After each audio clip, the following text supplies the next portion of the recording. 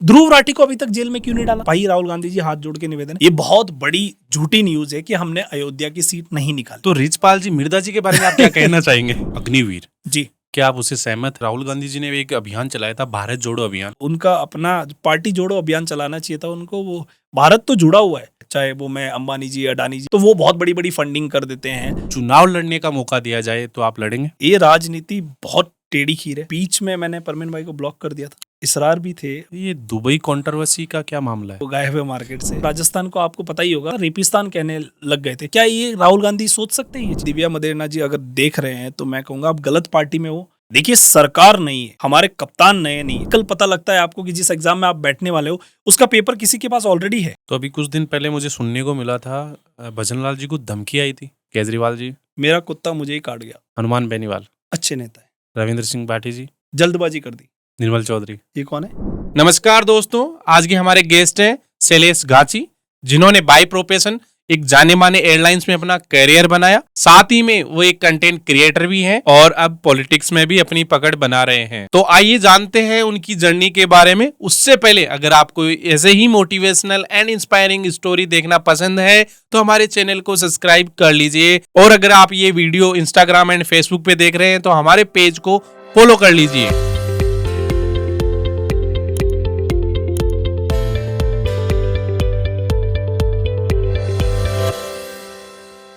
शैलेश जी, आपका बहुत बहुत स्वागत है हमारे वाईटी महेंद्र पॉडकास्ट में। Thank you so much. Thank you Mahendra भाई। कैसे हैं आप? मैं बहुत बढ़िया, आप कैसे हो? मैं भी बढ़िया हूँ, बहुत बहुत। और बताओ। बस बहुत बढ़िया। और पहले तो मैं आपको कॉन्ग्रेचुलेट करना चाहूँगा कि आपने बहुत ही बढ़िया सेटअप करा है, मुझे यहाँ बुलाया, उसके लिए आपका बहुत बहुत आभार।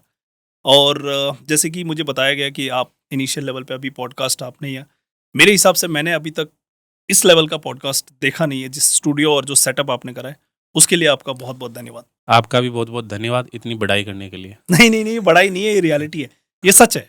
देखिए, हमारे राजस्थान में बहुत से कंटेंट क्रिएटर है, बहुत से यूट्यूबर हैं जो अपना काम कर रहे हैं, बट इस लेवल का पॉडकास्ट और स्टूडियो मैं पहली बार देखा। ओके, चलो, शुरुआत अच्छी हुई है। हम्म। जी शैलेश जी, तो अब हम बात करते हैं आपके नॉर्मल ही फैमिली बैकग्राउंड और क्या आपकी जर्नी रही है नॉर्मल, और कहाँ से आप बिलोंग करते हैं। एक बार हमारी जनता को आप थोड़ा अपना इंट्रोड्यूस कर दीजिए। तो मेरा नाम शैलेश गांची है और मैं पाली के एक छोटा सा गांव है ढोला, जो कि सांडेराव किराना कीरवा इसके पास में पड़ता है। तो मैं वहाँ से हूँ। मैंने अपनी 6 तक की एजुकेशन आई माता करके स्कूल है, मैं अपनी स्कूल का नाम मेंशन करना चाहूँगा बिकॉज मेरे स्कूल के शायद कुछ लोग देख रहे होंगे। तो वो मेरे गांव में स्कूल है, वहाँ मैं करी। उसके बाद मैं बॉम्बे चला गया और बॉम्बे में मैंने अपना एजुकेशन कंप्लीट किया, 12th करा मैंने और वहाँ से ग्रेजुएशन करा। उसके बाद मैं एक इंटरनेशनल एयरलाइन में एज अ ग्राउंड स्टाफ मैंने अपना करियर स्टार्ट किया था।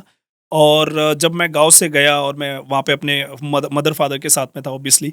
उसके बाद 12th के बाद मेरे पापा की फाइनेंशियल कंडीशन इतनी ठीक नहीं थी, तो मेरी फैमिली पूरी राजस्थान चली गई और मैं वहाँ रहा था। और बहुत ही स्ट्रगल भरे दिन थे अगर मैं सही कहूँ तो। और ये कोई मैं पॉडकास्ट में बैठा हूँ इसके लिए नहीं कह रहा हूँ, इसीलिए कि वहाँ पे जब मैं था तो मेरी फैमिली नहीं थी और मैं बहुत छोटा था। मैंने आई थिंक मैं रहूँगा मैक्सिमम 14-15 साल का था, 15 साल का था और मैं 9th करी थी, 10th में मैंने अभी आया ही था।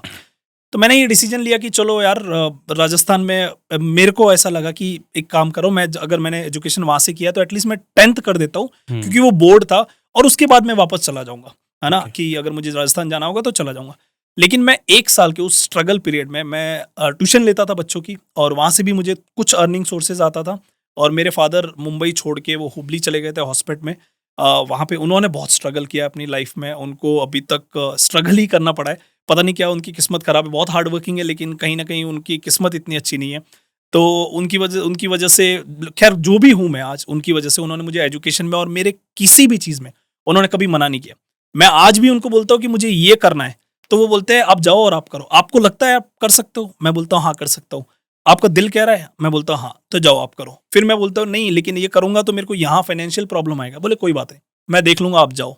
और उनका भी अर्निंग सोर्स इतना कोई खास है नहीं, लेकिन फिर भी उन्होंने मेरे को इस चीज़ में हमेशा आगे बढ़ाया। और फिर मैंने 10th करने के बाद जब मुझे रियलाइज़ हुआ कि हाँ चलो अब 10th हो गई और मैंने 1 साल बहुत ईजी गोइंग निकाल दिया, तो मैंने अपना 11th और 12th वहीं से करा। तो वो मेरा एजुकेशन रहा।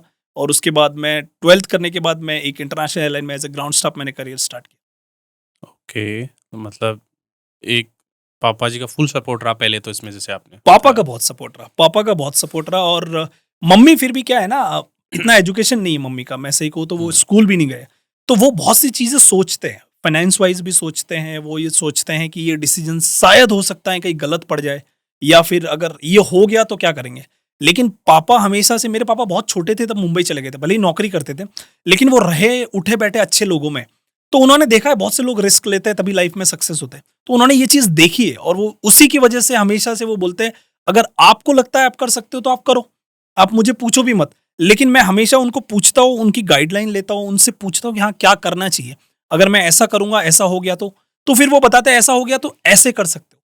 तो ये चीज मेरे लिए एक बहुत बड़ा सपोर्ट है मेरा फैमिली में, मेरे पापा का, मैं कहूँ। ओके। तो आपने जैसे एयरलाइन ज्वाइन करने के बाद में फैमिली में क्या क्या चेंजेस आए लाइफ में? देखिए, मैं जब तक एयरलाइन मैंने ज्वाइन नहीं करी थी तब तक मेरे को नहीं लगता मेरे घर से कोई भी फ्लाइट में बैठा था। अच्छा। और मैं जब एयरलाइन ज्वाइन करी थी, बहुत से लोगों को तो विश्वास भी नहीं था मेरे गांव में कि ये ऐसा कुछ होता है, ऐसी जॉब भी होती है। उनको ऐसा लग रहा था कि भैया ये झूठ बोल रहे हैं और ऐसा कुछ जॉब नहीं होता। बिकॉज इनिशियल लेवल पे जब मैंने ग्राउंड स्टाफ एज ज्वाइन किया था तो अच्छी सैलरी थी। अगर मैं आज से वो टाइम है अराउंड 2012 का, उस टाइम Okay. मेरी 45,000 के आसपास मेरे को महीने के आ जाते थे, जो कि 50,000 मैं बोलता था। ऑब्वियसली उसको 50,000 राउंड फिगर करके, हमारे राजस्थानियों की एक आदत होती है, हम राउंड फिगर करके ही बात करते। तो वो लोग सोचते अरे यार ये लड़का कल तो यहाँ था, अभी तो ये 12वीं भी नहीं हुई है और इसका 50,000 क्या है। और मैं एक चीज बताना चाहता हूँ जितने भी दर्शक देख रहे हैं, एयरलाइन एक ऐसी जॉब है जहाँ पे आपको अच्छी सैलरी ऑफर होती है, चाहे आप ग्राउंड स्टाफ में रहो या कैबिन क्रू में रहो या कोई भी प्रोफेशन में रहो। और आप ग्राउंड स्टाफ में अगर डायरेक्ट लगते हो तो आपको बहुत अच्छी सैलरी ऑफर करते हैं एयरलाइन, और आप बहुत अपने आप को ग्रूम करते हो। तो वो चीज़ एयरलाइन में है। तो हाँ, मैंने एयरलाइन उस टाइम पे ज्वाइन करी थी और ये रहा एयरलाइन का बैकग्राउंड। ओके। तो क्या प्रोसेस रहता है एयरलाइन ज्वाइन करने का कुछ? देखिए, एजुकेशन आपका बहुत इंपॉर्टेंट है। उसी के साथ साथ आपकी, मैं ये नहीं कहूँगा कि स्मार्टनेस मायने नहीं रखती है, बहुत मायने रखती है। आपका लुक बहुत मायने रखता है, आप कितने पॉलिश हो ये मायने रखता है, आपकी उठने का बैठने का तरीका, आपकी ग्रूमिंग का तरीका, उसके साथ साथ द वे आप बात करते हो किसी से, आप किस सिचुएशन में डील करते हो, आपको अगर किसी डिफिकल्ट सिचुएशन में आते हो तो आप कितने कॉन्फिडेंट उस चीज़ को हैंडल करते हो, बहुत सी चीज़ें मायने करती है। और आपका एजुकेशन और आपकी इंग्लिश आजकल बहुत फर्स्ट लैंग्वेज हो गई है। अगर हम हिंदुस्तान में रहते हैं, हम कहते हैं हमारी हिंदी हिंदी, लेकिन कुछ आज भी ऐसे प्रोफेशन है जहाँ पे इंग्लिश को पहली मान्यता दी जाती है और कहते हैं कि नहीं, ये मैंडेटरी है और ये आना ही चाहिए। तो आपकी इंग्लिश बहुत इंपॉर्टेंट है, आपकी ग्रूमिंग बहुत इंपॉर्टेंट है, और उसी के साथ साथ आपका कॉन्फिडेंट बहुत इंपॉर्टेंट। ओके। तो कोई स्पेसिफिक सब्जेक्ट वाला ही बंदा जा सकता है या कोई किसी भी सब्जेक्ट का ना जा ना सकता ना ना ना ना, ऐसा कोई नहीं है। ये सारे एक मिथ है कि इस तरीके का होता है। अगर आप एज अ कैबिन क्रू या एज अ ग्राउंड स्टाफ जाना चाहते हो, बहुत सी एयरलाइन के अलग अलग रिक्वायरमेंट है। जैसे Okay. ग्राउंड स्टाफ में आपको ग्रेजुएशन होना बहुत जरूरी है। है? ठीक है, आप 12th से पहले, ग्रेजुएशन से पहले भी लग सकते हो, बट वो फिर थर्ड पार्टी के थ्रू लगोगे, आप डायरेक्ट एयरलाइन नहीं लेती है। तो वो एक है। उसके बाद अगर आप कैबिन क्रू हो तो 12th के बाद लग सकते हो। तो कोई ऐसा नहीं कि साइंस का बैकग्राउंड है या कॉमर्स का बैकग्राउंड है, आर्ट का बैकग्राउंड है, कोई भी बैकग्राउंड हो, आप इजीली अप्लाई कर सकते हो और आप सिलेक्ट हो सकते हो।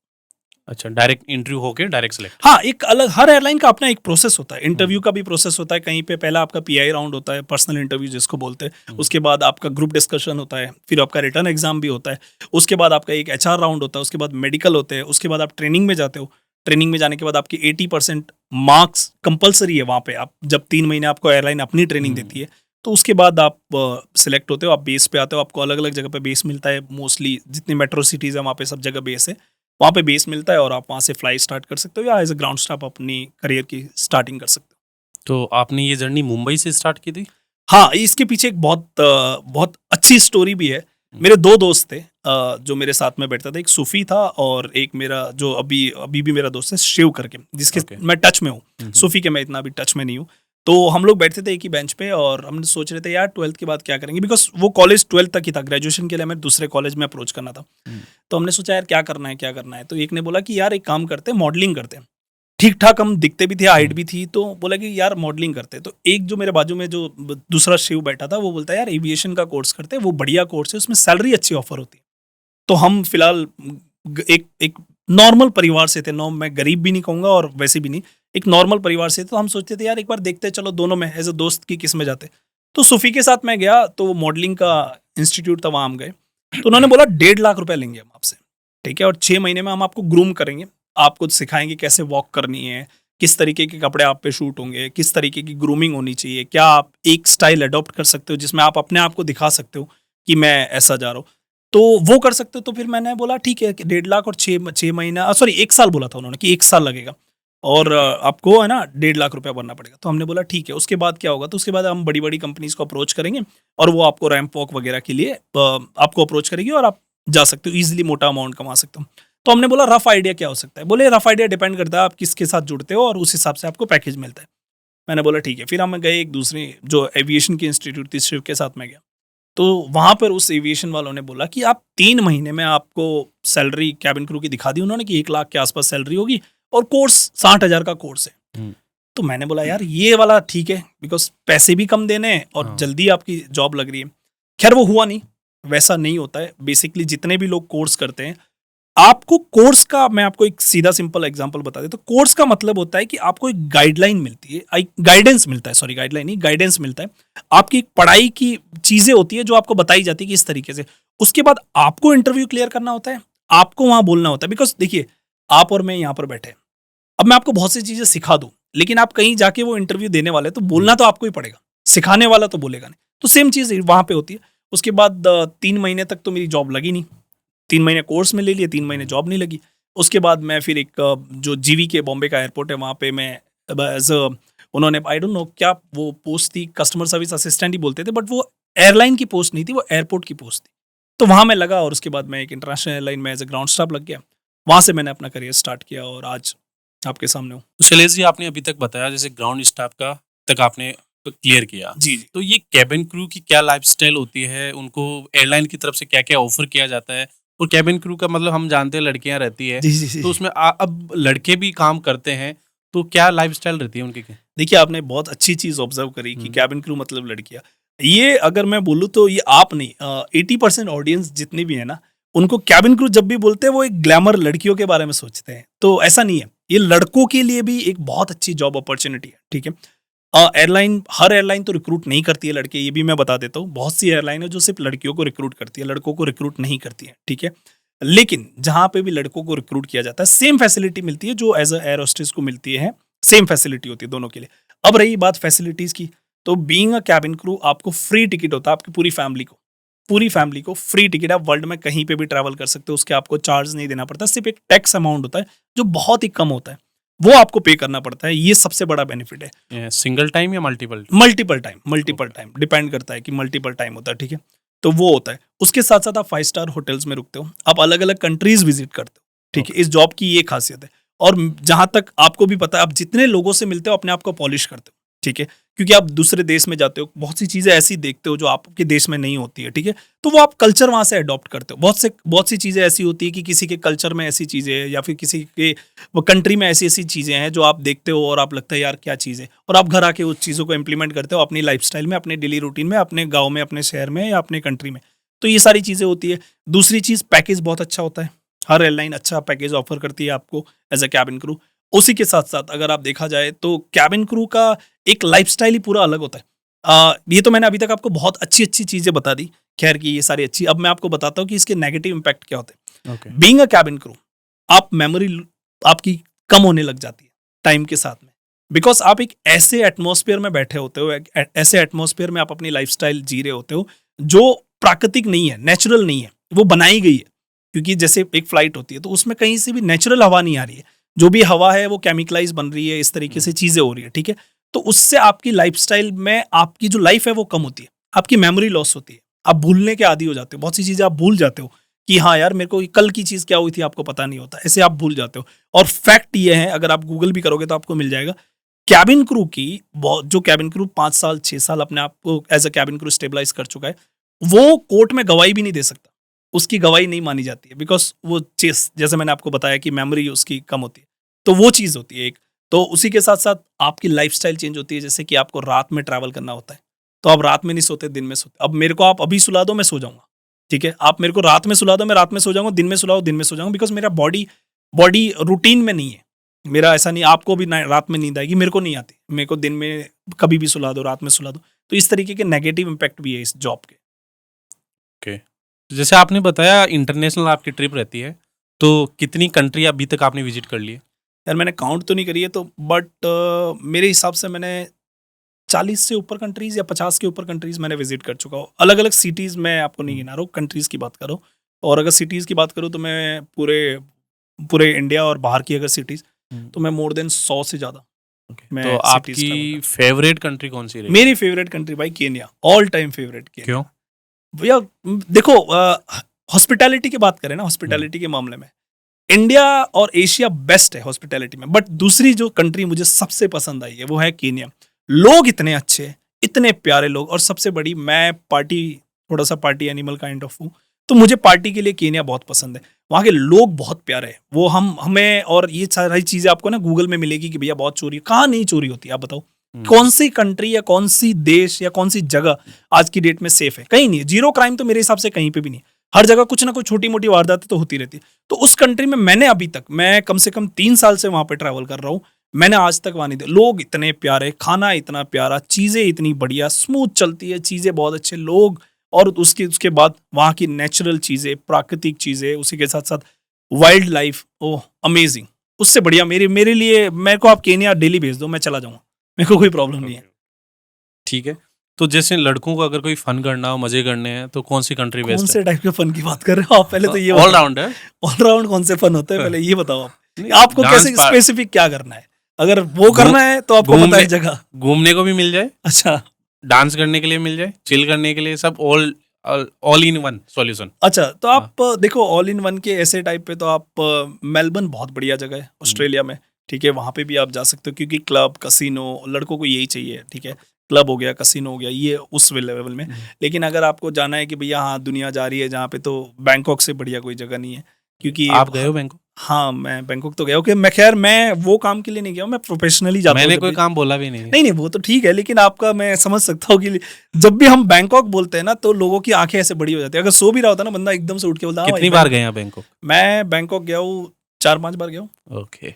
4-5 बार बैंकॉक काम से गया हूँ, let me be specific with it. Phuket जा गए हो आप? हाँ फुकेट भी गया हूँ, करा भी गया बहुत हूँ, बढ़िया जगह। दोनों जगह पे। हाँ, आप गए हो? मैं गया हूँ वहाँ पे, तब माया अच्छा अच्छा, तो ठीक है गाइस, देखो आपके एंकर साहब कहाँ जाके आए हुए। फुकेत नहीं तो आप किस लिए गए थे मुझे वो बताइए। घूमने? नहीं तो घूमने आपको दुनिया में और कोई जगह नहीं मिली? नहीं, वो ऑन अराइवल वीजा मिल रहा था ना, फ्री वीजा। ऑन अराइवल साहब, अभी इंडिया के 100, मतलब मेरे हिसाब से 30 कंट्रीज है, if I am not wrong, जहाँ पे ऑन अराइवल है। मेरा एक दोस्त है, हाँ, उन्होंने वो सजेस्ट किया, guys, वहाँ चलते दोस्त है, हैं। देखो बैंकॉक में दोस्त है, चलो नाम बहुत नहीं बढ़िया लूंगा, बात। लेकिन वो वीडियो नहीं, देख नाम ले भी नहीं सकते आप वैसे, ओके, इतने ठीक है। लोग देख रहे हैं। तो लाइफ में क्या चैलेंजेस आते हैं? मतलब आपकी एयरलाइन आपने ज्वाइन किया, उसके बाद में क्या क्या चैलेंजेस आए आपकी लाइफ में? देखो लाइफ में तो अगर चैलेंज नहीं है तो आपकी लाइफ नहीं चल रही है ना। आपको हर जगह पे आपको मुसीबतें आएगी।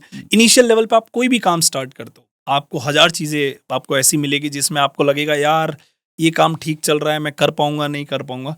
तो लाइफ तो ये, जब एयरलाइन स्टार्ट करी थी तो कोई ऐसा सपोर्ट नहीं था, ना कोई ऐसा था कि भैया कोई फैमिली से एयरलाइन में है जिससे मैं पूछ सकूँ। आप बिलीव नहीं करोगे, मैंने जब एयरलाइन ज्वाइन की, आज से 12-13 साल पहले की बात कर रहा हूँ, मेरे को नहीं लगता मैं पाली से लेकर आपको गिना सकता हूँ आबू रोड तक कोई बंदा होगा एयरलाइन में जो उस टाइम पे एज अ कैबिन क्रू काम कर रहा होगा। नहीं होगा मेरे हिसाब से, ठीक है, हो भी सकता है, बट मेरे हिसाब से मैं किसी को नहीं जानता था पर्सनली।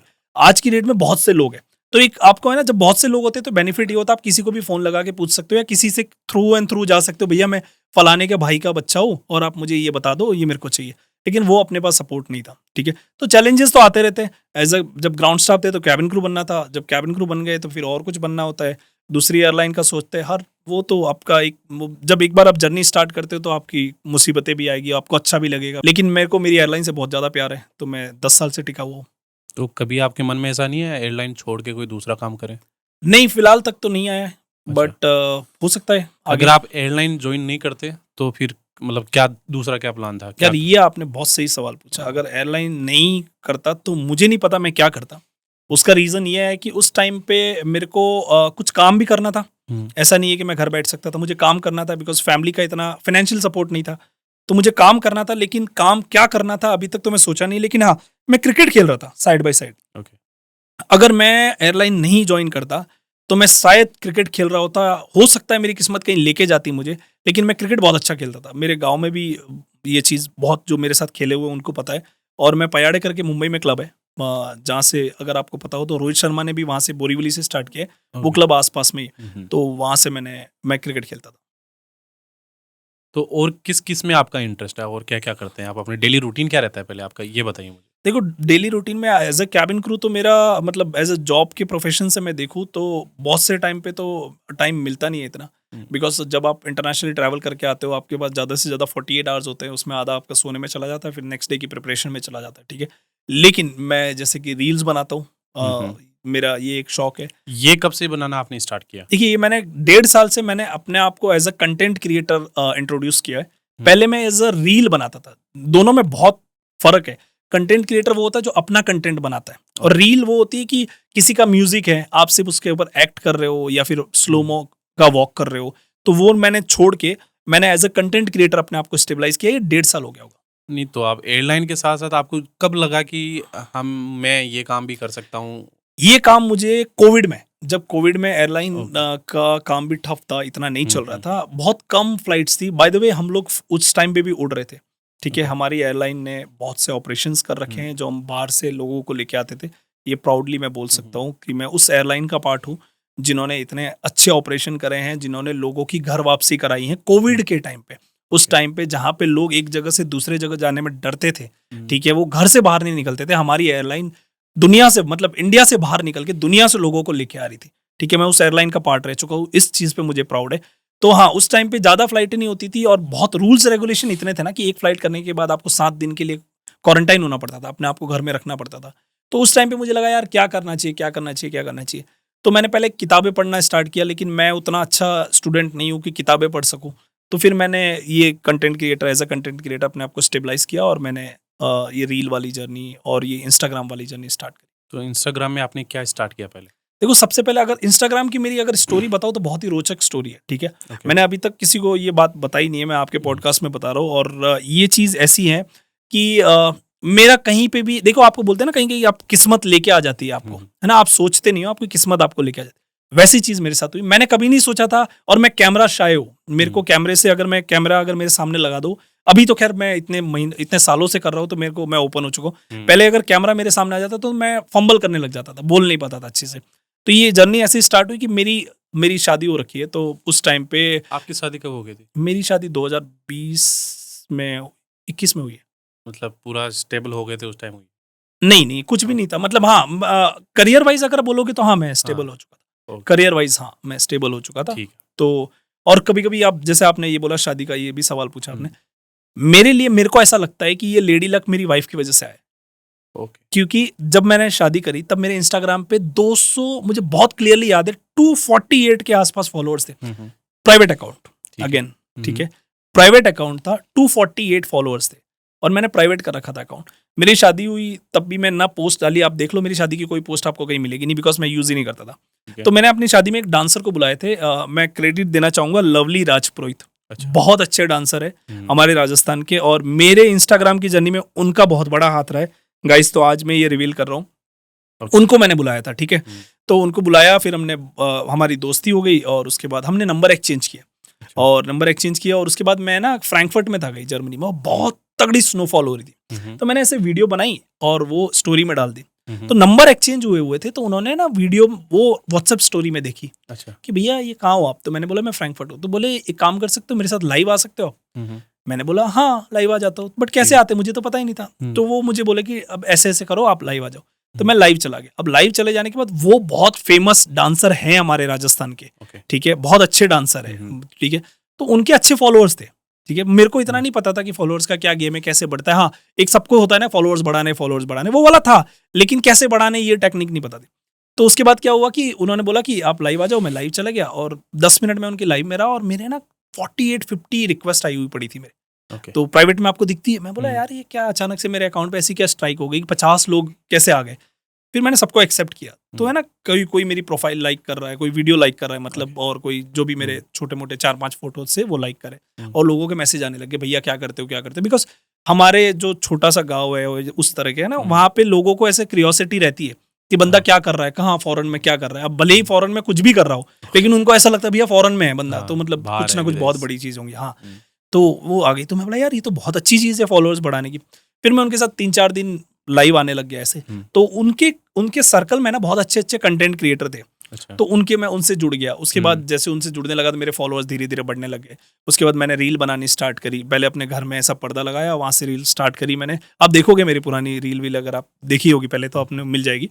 स्टार्ट करी। उसके बाद मैंने 6 महीने के बाद मेरे को लगा यार शैलेश नहीं, कुछ इनोवेटिव करते हैं, कुछ ऐसा करते हैं कि मजा आए लोगों को, है ना। क्योंकि आप बोर हो जाते हो चीज़ों को लेकर। तो फिर मैंने स्टार्ट करा अपना कंटेंट देना। और मैं राजस्थानी कॉमेडी, जो डेली रूटीन की कॉमेडी होती है हमारे घर में, क्या बातचीत होती है, किस तरीके से मम्मी डांटती है और क्या चलता है, क्या लैंग्वेज यूज़ करते हैं, बारिश आने पे क्या प्रिपरेशन करते हैं हमारे घर में, तो वो सारी चीज़ें स्टार्ट करी और बहुत अच्छा रिस्पॉन्स मिला।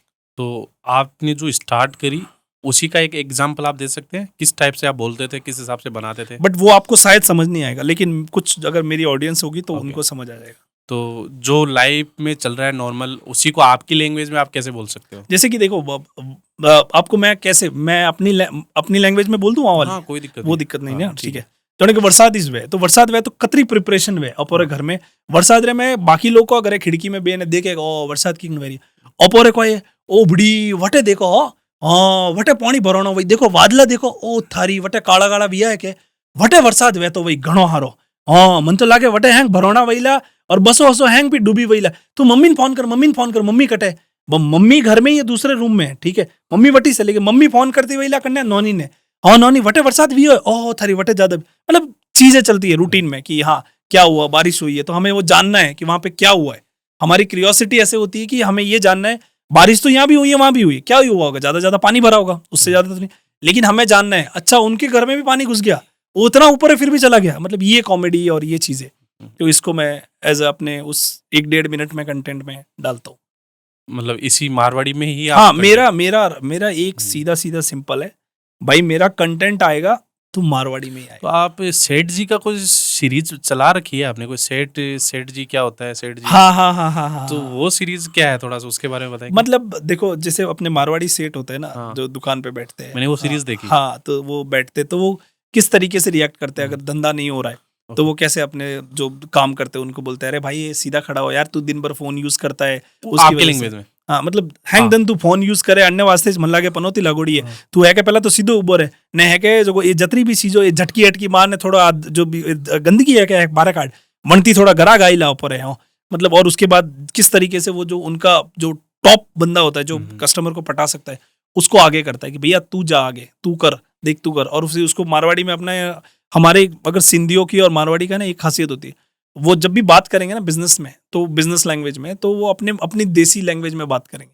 अंडे कनु 10 रुपया लीजिए, वधारे लीजिए, हाँ आधे जड़ी अंडे कनु लीजिए, मतलब ये दे सकती है, इससे तू ले लेना, इससे कम मत करना, ये कंजर है, ये नहीं लेगी यार, मत 4-5 ज्यादा मत निकाल कपड़े। आपने देखा होगा कपड़े वालों की ये लैंग्वेज। तो वो सारी चीजें ही मैंने उसमें सारी चीजें मिक्स करके, बहुत डिफिकल्ट होता है 1-1.5 मिनट में आपको पूरा सारांश निकालना। तो आपकी फर्स्ट वीडियो कौन सी वायरल हुई थी? मेरी फर्स्ट वीडियो वायरल हुई थी, फर्स्ट वीडियो कौन सी वायरल, ऐसी कोई मारवाड़ी अपनी कोई थी जिसको मैंने, राबोड़ी वाबोड़ी की वीडियो थी। राबोड़ी आपको पता है, जो खाने में देसी सब्जी होती है राबोड़ी, तो उसकी राबड़ी एक वो होती है जो दही दूध के साथ भी खाते हैं? नहीं, वो तो राबड़ी हो गई। अच्छा, राबड़ी अलग राबोड़ी अलग होती है, छाछ की बनती है और बहुत अच्छी सब्जी बनती है, राबोड़ी कौदा, उसकी बहुत अच्छी सब्जी बनती है। कभी आप ट्राई करिएगा, बढ़िया सब्जी। क्या पता हमारी लैंग्वेज में कुछ उसको और बोलते हैं। हाँ, ये हो सकता है, लेकिन आपने खाई रायता तो नहीं बोलते? नहीं, रायता तो अलग हो गया था, रायता तो वो चीज अलग हो गई। राबोड़ी वही, मतलब मैं कैसे बताऊं, मतलब धोती होती ना, हमारे इधर तो ऐसे करते हैं, धोती पे है ना उसको सुखाते हैं, उसके बाद उस राबोड़ी को, जो छाछ की बनती है वो, और धोती पे सुखाते, फिर उसकी पपड़ी टाइप निकलती है। आपने पापड़ मेथी की सब्जी खाई है? बस सेम ऐसे ही होती है, ठीक है। बट उसके अंदर प्याज डाल सकते हैं, आलू डाल सकते हैं, तो बहुत यम लगती है वो। ये सबके मुंह में पानी आ गया होगा। अच्छा, इसके साथ साथ आप और क्या क्या करते हैं, क्या क्या पसंद है आपको करना? देखिए, इसके साथ साथ है ना, मैं अभी मुझे पॉलिटिक्स के बारे में पढ़ना, पॉलिटिक्स की चीज़ों के बारे में जानना, और नेताओं की पर्सनल लाइफ के बारे में, not in terms of personal, in the sense उनकी फैमिली है उस लाइफ में, वो कैसे अपने आप को ग्रो किए, किस तरीके से अपने आप को स्टेबलाइज किया है। और मेरे को ये जानना होता है कि बहुत से टाइम पे मैं ये देखता हूँ ना, बहुत से लोगों को ऐसा बोलते हैं ये इस कम्युनिटी का नेता है, तो वो उस कम्युनिटी का नेता कैसे बना, उस कम्युनिटी के लिए क्या किया है, वो मैं सारा पढ़ता हूँ। कि अगर जैसे कोई बोलते हैं कि भैया ये बंदा इस कम्युनिटी का नेता, मैं खैर किसी का नाम नहीं लेना चाहता, ये बंदा इस XYZ कम्युनिटी का नेता है, तो उस कम्युनिटी के लिए उसने किया क्या ऐसा कि वो कम्युनिटी उसको अपना नेता मान रही। तो वो मुझे पढ़ना होता है, फिर मुझे समझ आता है यार ये इसने करा है इसलिए लोगों को इसके ऊपर इतना विश्वास हो गया है। तो मैं अपने लोगों के लिए मैं ये अभी जितनी भी चीजें पढ़ रहा हूँ या कर रहा हूँ, मेरा एक है कि मैं किसी एक कम्युनिटी को या एक इंडिविजुअल जाति को रिप्रेजेंट ना करूं, है ना। भले ही मुझे अपनी जाति से प्यार है और मैं ये सबको बोलना चाहता हूँ कि आप जिस भी कम्युनिटी से हो, आप जिस भी कास्ट से हो, आप जिस भी धर्म से हो, आपको उसके ऊपर प्राउड होना चाहिए। चाहे कुछ कोई भी हो, उससे कोई फर्क नहीं पड़ता, ठीक है। आपको प्राउड होना चाहिए, लेकिन आप एक जगह के बन के मत रहो। फिर वो दूसरी कम्युनिटी के लिए हो सकता है उस टाइम पे लीडर ना हो, तो वो कम्युनिटी कहाँ जाएगी। मेरा अपना ये पर्सनल थॉट बंद के रह जाता है, एग्जैक्टली। लिमिटेड। तो आप अगर मैं ये बोलूं कि भैया मैं तो सिर्फ XYZ को रिप्रेजेंट करूंगा, ठीक है, तो मैं अगर XYZ को रिप्रेजेंट करूंगा तो ABC को कौन रिप्रेजेंट करेगा। और अगर ABC को कोई रिप्रेजेंट करने वाला हो सकता है उस टाइम पे ना हो, तो वो ABC कम्युनिटी तो बहुत पीछे रह जाएगी। तो फिर हम सोसाइटी डेवलप नहीं कर पाएंगे। हम साथ में अगर हम साथ में रहेंगे तो एक अच्छी सोसाइटी डेवलप हो जाएगी। क्योंकि सोसाइटी में देखिए, मैं अगर आज ये बोल देता हूँ कि भैया मैं क्राइम नहीं करूंगा, ठीक है, कि मुझे क्राइम नहीं करना, मैं क्राइम नहीं करूंगा, तो क्या मेरे बाजू में जो बैठा है वो क्राइम नहीं करेगा। वो कर सकता है ना। तो फिर अच्छी सोसाइटी डेवलप नहीं हो पाई। लेकिन हम दोनों, अगर मैं उसको भी समझाऊँ, ये बीइंग एक बंदा, मैं उसको समझाऊँ भैया ऐसा नहीं करना चाहिए, तो एक हम अच्छी सोसाइटी का डेवलपमेंट कर सकते हो। तो मेरा अपना पर्सनल थॉट ही है। तो शैलेश जी, जैसे आपने पॉलिटिक्स की बात करी, तो आप पॉलिटिक्स को किस नज़र से देखते हैं और आप पॉलिटिक्स में किस वजह से आए हैं और क्या सोचते हैं पॉलिटिक्स के बारे में? क्योंकि बहुत सारे लोग बोलते हैं पॉलिटिक्स बहुत गंदी है, इसमें नहीं जाना चाहिए, नहीं घुसना चाहिए, क्योंकि पॉलिटिक्स में जो भी जाता है उस पर कीचड़ के छांटे उछल ही जाते हैं। देखिए, ये चीज तो कहा नहीं है। सोसाइटी में अगर आप कोई चीज ठीक करने जाते हो तो सबसे पहले आपके ऊपर कचरा आएगा। मैं अगर झाड़ू मारने जाता हूँ तो धूल उड़ेगी। धूल उड़ेगी, सबसे पहले उस धूल पे धूल किस पे बैठेगी, वो मुझ पे ही बैठेगी। बिकॉज झाड़ू मेरे नजदीक है, मेरा हाथ उससे टच है, तो मेरे हाथ पे आएगी या मेरे कपड़ों पे आएगी, ठीक है। दूसरी चीज रही राजनीति की बात। हम संसद को लोकतंत्र का मंदिर बोलते हैं, है ना। तो ऐसा नहीं है कि गंदी है, वो गंदी नहीं है। सोसाइटी की बहुत सी प्रॉब्लम है, जो प्रॉब्लम एक लीडर वहां तक लेके जाता है और उस पर इंप्लीमेंट होता है, ठीक है। हम सब ने देखा होगा बहुत से टाइम पे, अभी जैसे फास्ट ट्रैक चीजें आ गई, अगर कहीं पे रेप होता है तो अभी संसद से ये बिल भी पास हो चुका है, सभी को पता है। ऐसी चीजें हमारे हमारे लोकतंत्र में आ गई है कि भैया इस मामलों को फास्ट ट्रैक में चलाओ और जल्द से जल्द इनको सजा दो, ठीक है। तो ये कहाँ पे डेवलप हो रही? अगर राजनीति गंदी है तो ये चीजें कैसे हुई? वहां तो ऐसे होना चाहिए, नहीं भैया एक काम करो, इसको जितना हो सके डिले करो। नहीं, चीजें चेंज हो रही है। चेंज क्यों हो रही है? अच्छे लीडर आ रहे हैं, एक एजुकेटेड लीडर आ रहे हैं, यंग ब्लड आ रहा है जो ये चाहता है कि ऐसी चीजें सोसाइटी में ना हो। तो मेरी नजर में पॉलिटिक्स गंदी नहीं है या हर पॉलिटिशियन गंदा है, ऐसा बिल्कुल भी नहीं है। चाहे वो किसी भी पार्टी से हो, मैं अपनी पार्टी की मैं बात नहीं कर रहा हूं, मैं किसी की भी बात कर रहा हूं कि कहीं पे भी आपको 100% अच्छे नहीं मिलेंगे या 100% बुरे नहीं मिलेंगे, ठीक है। तो इस चीज पे हमें ये समझना चाहिए कि नहीं यार पॉलिटिक्स ऐसे, अगर हम यही सोच के बैठे कि भैया नहीं यार पॉलिटिक्स तो बहुत गंदी है, इसमें तो जाना ही नहीं चाहिए, तो जाएगा कौन? फिर कौन जाएगा? फिर तो वही बंदा जाएगा जो बोलेगा यार मैं तो खराब ही हूं और ये खराब चीज है तो मैं चला जाता हूं। तो फिर आपकी सोसाइटी में सुधार कैसे होगा? आप समझ रहे हो मैं क्या बोलना चाह रहा हूं? मेरा सीधा सिंपल सा मतलब ये है कि अगर आप ये बोलते हो कि भैया ये तो गंदी चीज है या गंदे लोग ही जाते हैं, तो आपके लिए अच्छा बाहर कैसे आएगा? सही है। अब कोई एक बंदा तो इनिशिएट लेना चाहिए ना कि मैं जाता हूं, देखता हूं, करता हूं और उसके बाद देखता हूं कि मैं अपनी सोसाइटी के लिए क्या वहां से ला सकता हूं। और बहुत से लीडर है आज की डेट में भी हर पार्टी में। मैं अपनी पार्टी का यहाँ पे पॉलिटिकली कोई वो करने नहीं आया, ऑलरेडी हम लोग अच्छा काम कर रहे हैं और हमारी पार्टी अच्छा कर रही है और अच्छा नाम है, ठीक है। हम वर्ल्ड के सबसे बड़े लोकतंत्र की पार्टी है, ठीक है, उसमें। तो मैं यहाँ पे एक पार्टी की बात नहीं कर रहा, बहुत से लोगों का सेक्रीफाइस है जो देश आज यहाँ तक पहुंचा है, किसी एक बंदे का नहीं है। तो हाँ, आपको किसी चीज में जाना है तो पहले खुद गंदा होना पड़ेगा। जैसे कि हम बोलते हैं, देखो हमारी होली होती है, ठीक है, हमें पता है हमारे पर कलर उड़ेगा। आप अच्छे कपड़े पहन के बाहर जाते हो? नहीं जाते हो ना। उस दिन क्या करते हो आप? जो आपके घर में सबसे खराब या पुराना कपड़ा जिसको आपको फेंकना होता है वो पहन के बाहर निकलते हो, क्योंकि आपको पता है आप गंदे होने वाले हो। तो जब आपको पता है कि अगर आप वहां जा रहे हो कुछ कीचड़ उछलेगा अपने ऊपर, तो आप उसको लेने के लिए तैयार रहो कि हाँ मैं ये ले सकता हूँ। और ये तो राजनीति है, अगर यहाँ पे आपको शाम दंड भेद सब सहना पड़ेगा और चीजें आएगी आपके ऊपर। तो आपने अपना पॉलिटिकल करियर कहाँ से स्टार्ट किया, कैसे स्टार्ट किया? देखिए, मैं मेरे पे पॉलिटिकल करियर की अगर मैं बात करूँ तो मुझे जैसे मैंने सोशल मीडिया के थ्रू मैंने स्टार्ट किया अपना करियर। और सोशल मीडिया जैसे जैसे मेरा थोड़ा सा पिक पे गया, तो पार्टी ने इनिशियली, अगर विधानसभा चुनाव से थोड़ा सा पहले, वो ढूंढ रहे थे कि कोई इन्फ्लुएंसर अच्छा जो हमारी पार्टी को हेल्प कर सके और इस तरीके से। तो मेरी विचारधारा बीजेपी की हमेशा से रही है, और मैं ऐसे देश के लिए या कंट्री के लिए, या अगर मैं अपने आप को कहूँ कि मैं अपनी सोसाइटी के लिए कुछ करना चाह रहा था, तो मुझे एक प्लेटफॉर्म चाहिए था। तो वो प्लेटफॉर्म मुझे वहाँ से मिल गया, और प्लेटफॉर्म मिलने के बाद जब मुझे वो प्लेटफॉर्म मिल गया, तो उसके बाद मैंने धीरे धीरे स्टार्ट कर दिया। और इसमें मेरे एक बहुत अच्छे दोस्त है दिनेश भाई, ठीक है, उन्होंने मेरी हेल्प करी, ठीक है। वो हमारे सांसद साहब है, पीपी चौधरी साहब, उनके इधर है, और उनके पर्सनल असिस्टेंट है, पर्सनल पीए है, मैं पर्सनल पीए उनके, पीएस है। तो उन्होंने मेरी हेल्प करी। उन्होंने बोला शैलेश भाई आपको करना है तो आप जाइए, मैं थोड़ा सा रेफरेंस दूंगा आपका, और आप उस काबिल होंगे तो आपको वो कर सकते हैं। तो उसके बाद मैं गया, और वहाँ से मेरी जर्नी वहाँ से स्टार्ट हुई। और मैं अगर मैं बोलूँ तो मैं सह-प्रभारी मैं लगा था बीजेपी में, और अभी भी काम कर रहा हूँ। मेरे लिए बहुत प्राउड का मोमेंट है ये कि मैं डायरेक्ट स्टेट की टीम में था। अभी आप क्या हेल्प कर पा रहे हैं अपनी पार्टी की, और क्या चीजें देखते हैं आप? देखिए, मेरा सबसे मेन मोटिव यही है कि हमारे पार्टी के जो सबसे बड़े नेता है, जो सबसे बड़े लीडर है, नरेंद्र मोदी जी, ठीक है। मोदी जी का हमेशा से सोशल मीडिया के प्रति है ना, बहुत बहुत लगाव रहा है। वो चाहते हैं कि यूथ तक पहुंचना है, तो एक ही मोड है, वो है सोशल मीडिया। आप अपना अच्छा काम जो भी कर रहे हो, ठीक है, वो आप यूथ तक पहुंचाओ। और यूथ तक पहुंचाने का एक ही जरिया है, क्योंकि हर आदमी के हाथ में आज मोबाइल फोन, ठीक है। और अगर आपके ऑपोजिशन में, चाहे जो दूसरी पार्टी हो या XYZ पार्टी हो, अगर कोई गलत काम कर रही, तो वो गलत काम भी आप यूथ तक पहुंचाओ, और वो तरीका है मोबाइल फोन, ठीक है। तो मेरा यही काम रहता है कि सोशल मीडिया पे मैं अपनी पार्टी की कितनी पॉजिटिव पोस्ट डाल सकता हूँ, ठीक है। अपनी पार्टी की वो अच्छाइयाँ जो जो कभी कभी क्या होता है कि हमारे ऐसे बहुत से लीडर हैं जो बहुत अच्छा काम कर रहे हैं, बहुत ब्रिलियंट काम कर रहे हैं, लेकिन वो सोशल मीडिया से कोसों दूर है, ठीक है। वो संसद में भी जाते हैं, विधानसभा में भी जाते हैं, मुद्दा उठाते हैं, लेकिन वहां की क्लिप भी होती है ना, तो वो आके बाहर नहीं, मतलब नहीं डालते, ठीक है। तो हमारी जनता को क्या लगता है पता है, कि यार ये हमारी आवाज ही नहीं उठाते। वो अपना एफर्ट कर रहे हैं, लेकिन वो एफर्ट वहां तक दिख नहीं रहा है। तो मेरा ये काम होता है कि अगर किसी ने कोई मुद्दा है, या फिर किसी की कोई ऐसी पोस्ट है तो मुझे बहुत अच्छी पर्सनली लगा कि ये बहुत जनता के लिए बहुत अच्छा काम किया है, तो वो पोस्ट को आगे पहुंचाना, शेयर करना, लोगों तक शेयर करना। व्हाट्सएप के मेरे कम से कम, मैंने अभी तक 200 से ज्यादा मेरे ग्रुप है।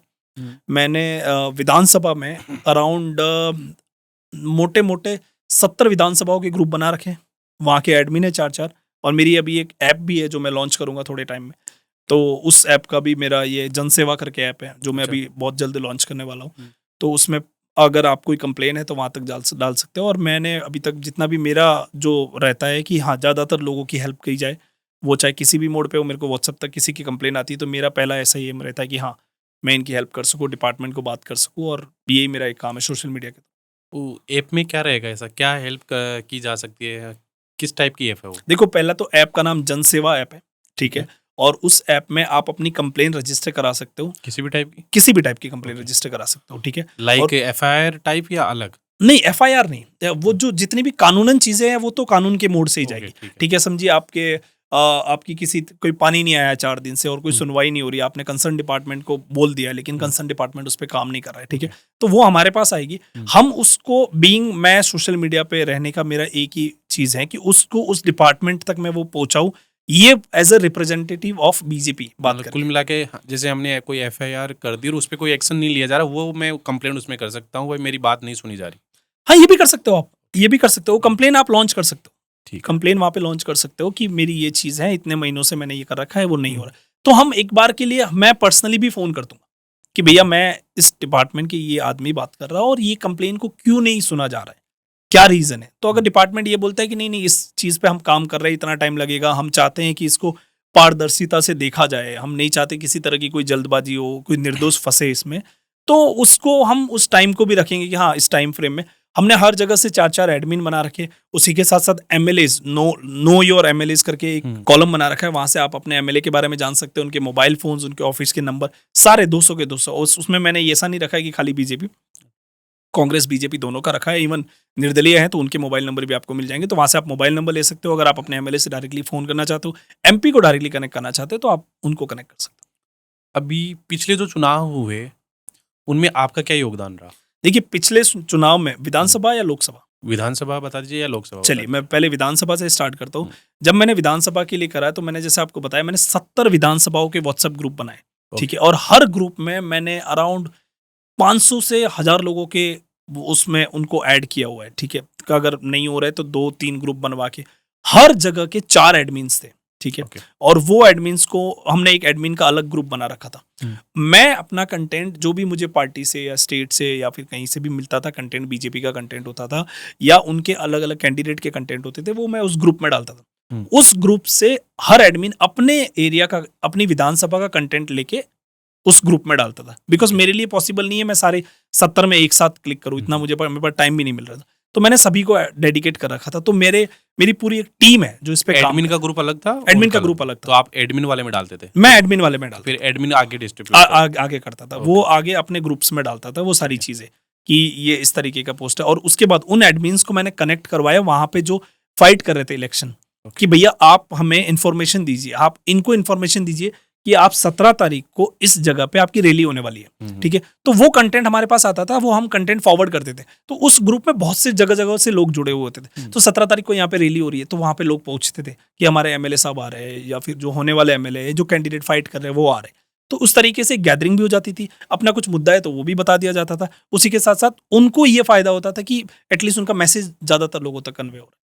तो इस वाले आप जैसे बता रहे हो ये आप कंटेंट डालते हो, तो इसमें आप बहुत सारे लोग जैसे किसी को टारगेट करके भी वीडियो डालते हैं, पोस्ट डालते हैं?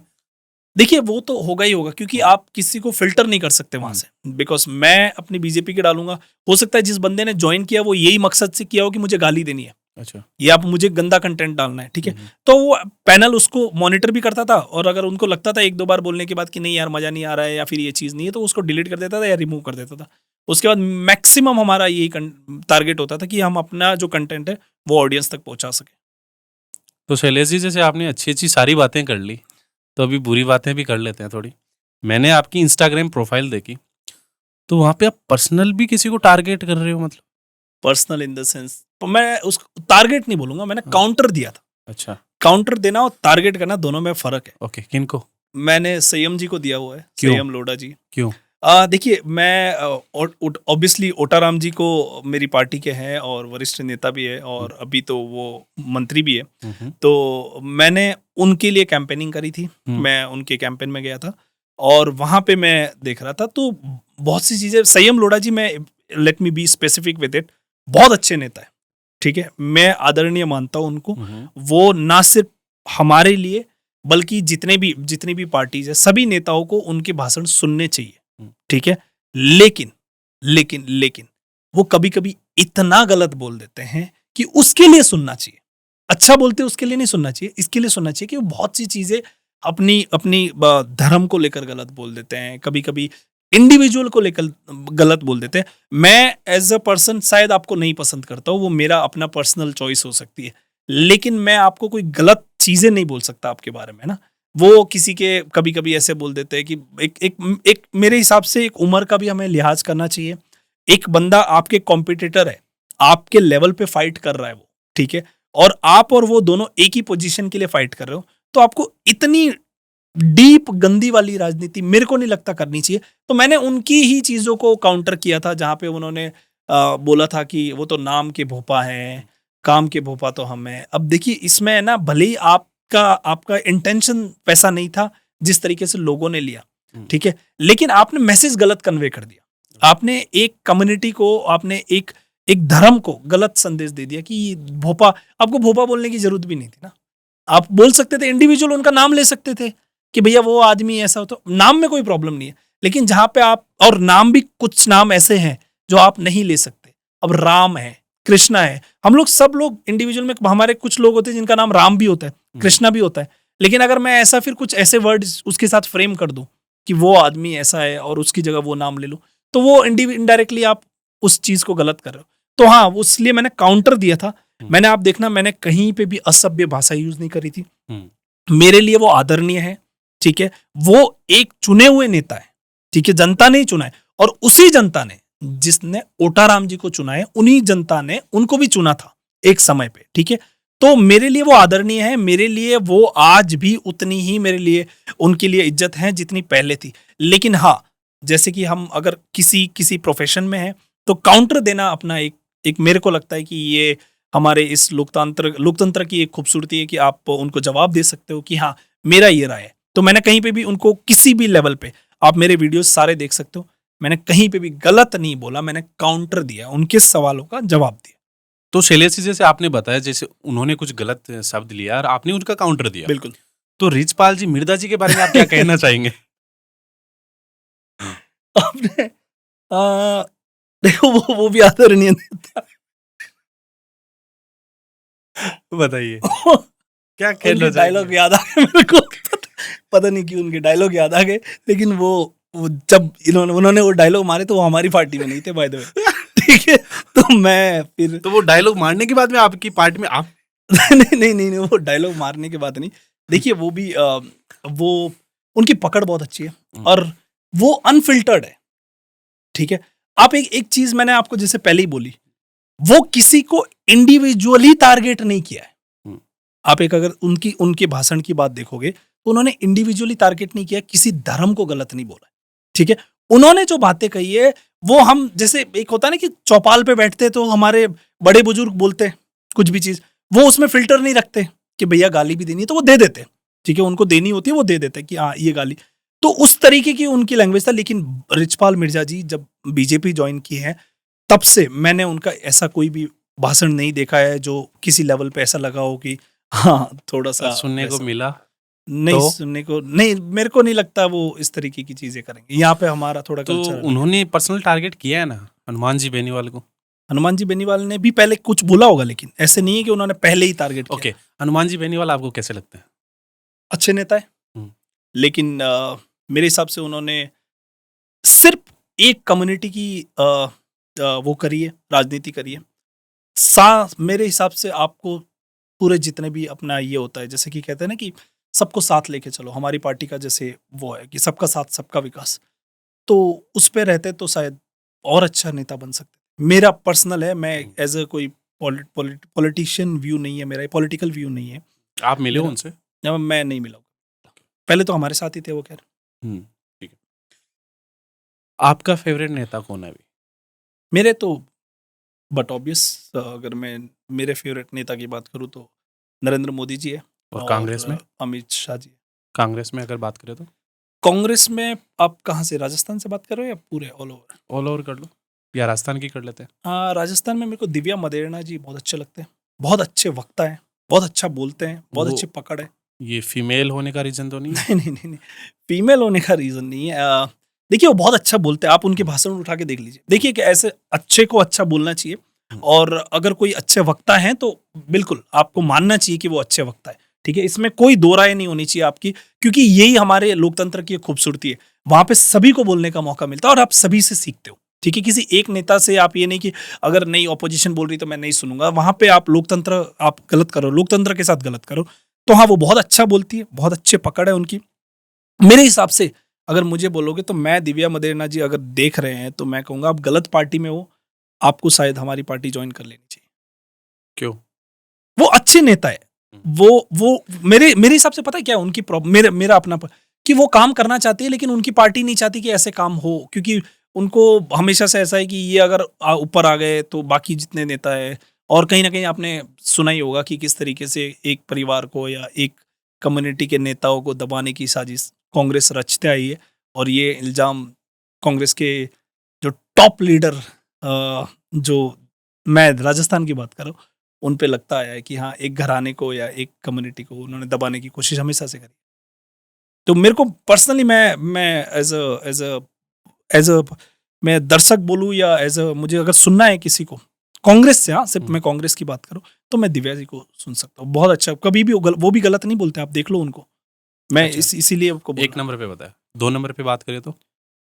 2 नंबर पर मैं कांग्रेस के और किसको बोल सकता हूँ? करण सिंह जी भी अच्छा बोलते हैं, करण सिंह उचाड़िया अच्छा बोलते हैं, लेकिन वो फिर वो भी वो गलत बोलते हैं, ये भी बात साथ में ही है। तो नहीं, करण सिंह जी का अच्छा बोलते हैं, लेकिन नहीं, मैं एडमायर करना है तो मैं दिव्या जी को करूँ। तो शैलेश जी, अब आ जाते हैं लोकसभा पे। तो लोकसभा में कहाँ कमी रह गई आपके हिसाब से? देखिए मैं कहूँगा कमी तो कहीं नहीं रही है।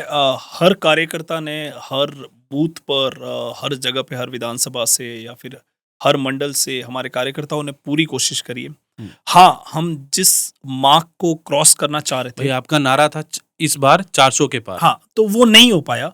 वो उसी के लिए हमारी पार्टी और हमारे जितने भी नेता है या हमारा जो शीर्ष दल है, जो हमारा जो टॉप का, अगर मैं कहूँ कि जितने भी हमारे मंत्री है या हमारा जो नेतृत्व है, शीर्ष नेतृत्व, वो इस चीज़ों पे अभी देख रहे हैं कि कहाँ हमसे कमी रह गई है। कार्यकर्ताओं ने कोई कमी नहीं रखी, उन्होंने पूरा अपना सहयोग करा। कुछ फैक्टर्स हमारे साथ नहीं रहे, तो उसी पे काम किया जा रहा है और हम अभी उसी पे काम करके हम चाहते हैं कि हाँ, अभी इस पे थोड़ा सा काम होगा, बिकॉज कहीं ना कहीं से हमारे हमारे जो पुराने दल थे, उनके साथ भी हमारा इतना अच्छा अलायंस नहीं था, तो वहां मैं बोल सकता हूँ कि कुछ कमी रह तो क्या आपको लगता है ध्रुव राठी से कोई इम्फेक्ट पड़ा गई। है? नहीं नहीं नहीं नहीं नहीं, देखिए, ध्रुव राठी को सबने एक्सपोज कर दिया है, सारे यूट्यूबर ने उसको एक्सपोज कर दिया है, दुनिया को पता है। जब एक ऑपोजिशन ध्रुव राठी की वीडियोस रोड पे चला रही है, ठीक है, तो वो समझ आ रहा है कि ये एक प्रोपेगेंडा पहले से सेट किया जा चुका है। वहां पर ऐसा नहीं है कि अभी मुझे आप ये वीडियो पॉडकास्ट डालने वाले हो, किसी को पता है क्या? नहीं पता है ना। लेकिन अगर मैं यही परसों कहीं पे टेलीविजन पहले से लगा के जैसे ही आपका पॉडकास्ट है वो वीडियो चला दूं, इसका मतलब मुझे पता है ये कब रिलीज होने वाला है, राइट? कि ये कब रिलीज होगा, क्या इसमें बात की जाएगी। नहीं तो क्या पता ध्रुव राठी नेक्स्ट वीडियो किस पे बना रहा है, आपको और मुझे पता है क्या? नहीं पता है ना। कैसे पता था दूसरी पार्टी को कि क्या वीडियो बनाने वाला है? वो वीडियो वहां पे कैसे बड़ी बड़ी स्क्रीन पे चल रहा है? मतलब कहीं ना कहीं से पहले प्रोपेगेंडा सेट किया गया, उनको फंडिंग की गई है, उनको ये चीजें पहले से बताई गई है, आप इस टॉपिक पे बात करोगे, ये इलेक्शन है, यहां पे चलाया जाएगा। बिकॉज देखो, जब ध्रुव राठी की बात आती है तो चलो इसको अपन बहुत अच्छे से बात करते हैं। ध्रुव राठी के वीडियोस को हर लैंग्वेज में ट्रांसलेट किया गया था। ध्रुव राठी हिंदी में बात कर रहे थे और बंगाल में वीडियो चल रहा था बंगाली में, ठीक है। कैसे ये सारी चीजें पॉसिबल हुई है? क्योंकि वहां से पहले से ये प्रोपेगेंडा सेट किया गया था, पहले से ये चीज डिसाइडेड थी कि ध्रुव राठी का वीडियो यहां पे चलाना है। ध्रुव राठी को ये बोला गया था आपको इन की पॉइंट्स पे बात करनी है ताकि आप किसी को डिफेम कर सको। आप मुझे एक बात बताइए, ध्रुव राठी को सिर्फ बीजेपी में ही कमियां दिखती है? नहीं। और उन्होंने बाकी जितने भी वीडियो बनाए, कहीं पे उन्होंने आम आदमी पार्टी का या कहीं पे दूसरी पार्टी का तो वीडियो पे ऐसे ऐसे ओपनली नहीं बोला। हाँ ठीक है, वो बहुत न्यूट्रल बनने की कोशिश करते हैं कि मैं तो वो बता रहा हूँ जो देश में चल रहा है, देश में ये चल रहा है तो मुझे बोलना पड़ रहा है, मैं एक ऐसा देशभक्त हूँ जो मुझे ही देश की चिंता है, बाकी किसी यूट्यूबर्स को चिंता नहीं है। भाई सभी को चिंता है। तुम अगर इतने देशभक्त हो, आओ दिल्ली में बैठो, दिल्ली में बैठ के बात करो। आप जर्मनी फ्रैंकफर्ट में बैठ के बात कर रहे हो, ठीक है, आप ना देश में टैक्स दे रहे हो, ना आपको पता है कि किस देश किस प्रॉब्लम से जूझ रहा है, ठीक है, आपको पता नहीं। आपको वहां जो वीडियो मैसेज के द्वारा, आपको वहां पेड मीडिया के द्वारा चलाए गए कैंपेन से जो आपके पास न्यूज आ रही, या सो कॉल्ड आपके आका कॉल करके बता रहे ध्रुव भाई ये हो रहा है, हमारे सीएम साहब को अंदर डाल, अरे अंदर का डाल दिया, किसने डाल दिया? पहले ये तो पता करो। कंप्लेन किसने करी? कांग्रेस ने कंप्लेन करी, उसके बाद कोर्ट में मामला चला, डिसीजन किसका था? कोर्ट का डिसीजन था। भैया अगर आपने गलत नहीं करा, ध्रुव राठी को अभी तक जेल में क्यों नहीं डाला? आप एक बात बताइए। चलो ध्रुव राठी बताते ना कि आपने केजरीवाल को बहुत गलत, केजरीवाल जी को बहुत गलत तरीके से जेल में डाल दिया, ध्रुव राठी को क्यों नहीं डाला? आप बताइए, ध्रुव राठी को नहीं डाल सकते थे? इतना सब कुछ करा था, क्यों नहीं डाला? क्योंकि भैया अगर यहां पे बैठ के गलत चीजें करोगे तो आपको चीजें होगी बोल। हमारी पार्टी की ये खूबसूरती है, अगर देखा जाए ना, कि ध्रुव राठी जैसा बंदा भी बात करता है, टोटली अगेंस्ट बात करता है, इंडिया में आता है, इंडिया गेट के सामने वीडियो बनाता है, वो बोलता है आई एम बैक, पीछे बैकग्राउंड म्यूजिक लगाता है, उसके बाद वो इंडिया में अपना काम करके चला जाता है, कोई परेशान नहीं करता। तो उसका मतलब है कि सभी को बोलने का राइट है। लेकिन अगर ध्रुव राठी अगर अपने आप को इतना इंडियन और अपना बोलता है कि नहीं भैया मुझे इंडिया की चिंता है, तो भैया पहले ग्राउंड लेवल पे तो आइए। मैं यहां बैठ के, मेरे लिए बहुत इजी है, मैं अमेरिका की बात कर सकता हूं कि जो बाइडेन ऐसा कर रहा है, ट्रंप ऐसा कर रहा था, बहुत इजी है। क्या है, यहाँ माइक के सामने बैठना है, मैं अगर ग्रीन पर्दा पीछे लगा के सारी चीजें डिस्प्ले में एडिट हो रही है, सारा सिर्फ चीज कर रहा है, बोलना ही तो है कि ऐसा खाली खड़े हो जाओ, उसके बाद बता दो इंडिया में ये हो रहा है। भाई इंडिया में हो रहा है, उसके पीछे की पॉलिटिक्स कितनी है, उसके पीछे की चीजें कितनी है, आप वो उस पे आओ ना। पहले आपको चीजें पता नहीं है, आपके पास सिर्फ मसाला जो आपके पास भेजा गया है उसी से आप सामान बनाओगे, तो भैया गलत ही सामान निकलेगा ना उसके पास। तो ये जैसे राहुल गांधी जी ने एक अभियान चलाया था, भारत जोड़ो अभियान, हम्म। उससे आपकी सीटों में कोई फर्क आपको लगा? उससे कोई फर्क? उनका जो उनका अपना पार्टी जोड़ो अभियान चलाना चाहिए था उनको। वो भारत तो जुड़ा हुआ है। पहले तो ये ऐसे अभियान, और उनकी टीम से मैं कहना चाहता हूँ, भैया आप कहना क्या चाहते हो? आप ये क्या, आपको क्या लगता है इस स्टेटमेंट से या इस स्लोगन से वो क्या कहना चाह रहा है? भारत टूटा हुआ है? आप ही बताइए। आपने बोला भारत जोड़ो अभियान, क्या मतलब है इसका? आप मुझे इस फ्रेमिंग का, इस सेंटेंस का, इस स्लोगन का मुझे मतलब बता दीजिए। क्या भारत टूटा हुआ है? नहीं। क्या ये कहना चाह रहे राहुल गांधी जी की भारत टूटा हुआ है तो वो जोड़ने के लिए गए? आप ऐसे स्लोगन कैसे देश में चला सकते हो? मुझे तो जब ये मैंने स्लोगन देखा तभी मुझे समझ आ गया कि यार कितने राहुल गांधी जी की टीम में, भाई राहुल गांधी जी हाथ जोड़ के निवेदन है, अच्छे लोगों को हायर कर दो, पैसे दे दो, कोई बात नहीं, गुलामी वाले बंदे हायर मत करो। भारत बहुत अच्छे से जुड़ा हुआ है। आप अपनी पार्टी जोड़ो। आपके जो बंदे हैं ये छोड़ के दूसरी पार्टी जा रहे हैं, दूसरी पार्टी में क्यों जा रहे हैं पहले वो पता करो। पहले घर जोड़ो आप अपना। भारत जुड़ा हुआ, मैं मेरा स्टेटमेंट ये कहीं नहीं होता कि भारत जोड़ो, नहीं। भारत जुड़ा हुआ था, जुड़ा हुआ है, जुड़ा हुआ रहेगा। किसी नेताओं से भारत नहीं टूटेगा, किसी नेताओं से कोई कम्युनिटी नहीं टूटेगी, किसी नेताओं से कोई शहर नहीं टूटेगा। भारत जुड़ा हुआ ही है। और उसके आपने ऐसे स्लोगन बनाने के बाद आपकी सीटें कितनी आई? क्यों? आप तो बोलते ना, मैंने कश्मीर से कन्याकुमारी तक पदयात्रा करी, ठीक है, बहुत से नेताओं को मिले आप, हर हर गली नुक्कड़ के नेताओं को, पार्षद से लेकर सरपंच तक, विधायक से लेकर सांसद तक, जिला परिषद के जो भी सदस्य हो, सारे भतेरे जितने थे सबसे मिले आप। फिर क्या हुआ? हुआ क्या? आपकी पार्टी में कितना कितना आगे कितने बढ़े आप वो देखिए ना। तो पहले तो आप ये सब छोड़िए, पहले आप अपनी पार्टी जोड़ो, कांग्रेस जोड़ो अभियान चलाइए आप। तो शैलेश जी, इलेक्ट्रॉन बॉन्ड पे आपकी क्या राय है? देखिए, सबसे पहले तो पूरे देश को इस मुद्दे पे जो अपोजिशन है उन्होंने गुमराह कर रखा है। हमें एक चीज समझनी होगी, ये है क्या पहले तो, ठीक है। बेसिकली जितनी भी राजनीतिक पार्टी है उनको वित्तीय जो फंड देने का एक जरिया है, ठीक है। इसमें क्या होता है बेसिकली कि आप एसबीआई बैंक की किसी भी ब्रांच से आप ये बॉन्ड उठा सकते हो, ठीक है। उसके बाद जो आपकी फेवरेट पार्टी है आप उसको ये बॉन्ड दे सकते हो, वो उसको चुनावी जो भी फंड होता है उसमें यूज करेगी बेसिकली। लेकिन उसकी बहुत सी टेक्निकल चीजें भी है। जब आप इस तरीके के बॉन्ड लेते हो उस बैंक से, तो आपका अकाउंट होना चाहिए, आपकी केवाईसी अपडेट होनी चाहिए। उसी के साथ साथ ये जो जो जो बॉन्ड है, इसकी जो चुनावी बॉन्ड है उसकी जो वैधता है वो सिर्फ 15 दिनों के लिए, ठीक है। अब मुझे जो पर्सनली मेरा जो अंदाजा है, ये क्यों ऑपोजिशन ने मुद्दा उठाया आपको पता है उसके पीछे रीजन क्या है? उसके पीछे रीजन ये है कि उसमें एक कॉज है। एक कॉज ये है कि कोई भी पार्टी जो पिछले विधानसभा में या लोकसभा चुनाव में अगर 1% से ज्यादा वोटिंग या वोट की संख्या लेके आई है, आप उसको दे सकते हो। मुझे लग रहा है कि कांग्रेस को यह डर है कि धीरे धीरे जिस तरीके से वो खत्म हो रही है ना, वो 1% से भी कम आ जाएगा, ठीक है। तो उनको ये किसी तरह से फाइनेंशियल हेल्प नहीं हो पाएगी। इसीलिए उन्होंने ये मुद्दा उठाया है और इस मुद्दे पे लोगों को गुमराह किया है कि भैया हम जा रहे हैं, हम खत्म हो जाएंगे, तो हमें पैसा कहां से आएगा? अभी तक क्या होता था कि कोई भी कैसे भी जाके फंड देके आ जाता था। अब ये बोलते हैं भैया उसमें आप खरीदते हो, वहां से देते हो, देने वाले का तो कोई जानकारी होती नहीं है कि किसने दिया क्या दिया। अरे जिसने भी खरीदा है वो तो जानकारी है ना कि वहां से सामान गया है, किसने गया है वो भी जानकारी है। लेकिन आपको ये क्यों जानना है कि आपके पास किस पार्टी ने किस बंदे ने दिया?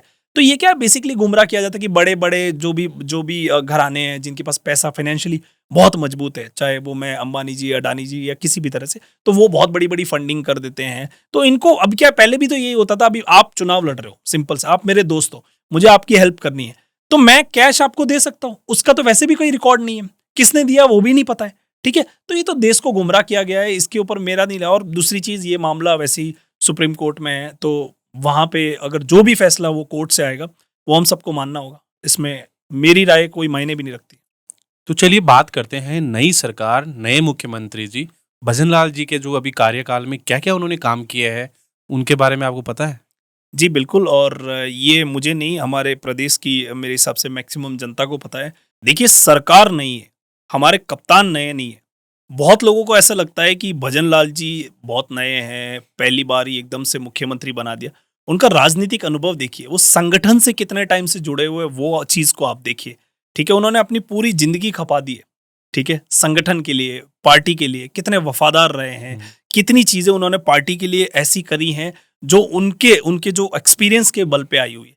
तो हाँ, और दूसरी चीज रही जितना भी उन्होंने अभी तक का कार्यकाल रहा है उसमें बहुत ही बढ़िया लेवल पे और हर वर्ग के लिए उन्होंने काम किया है। मैं सबसे पहले स्टार्ट करता हूँ महिलाओं के लिए।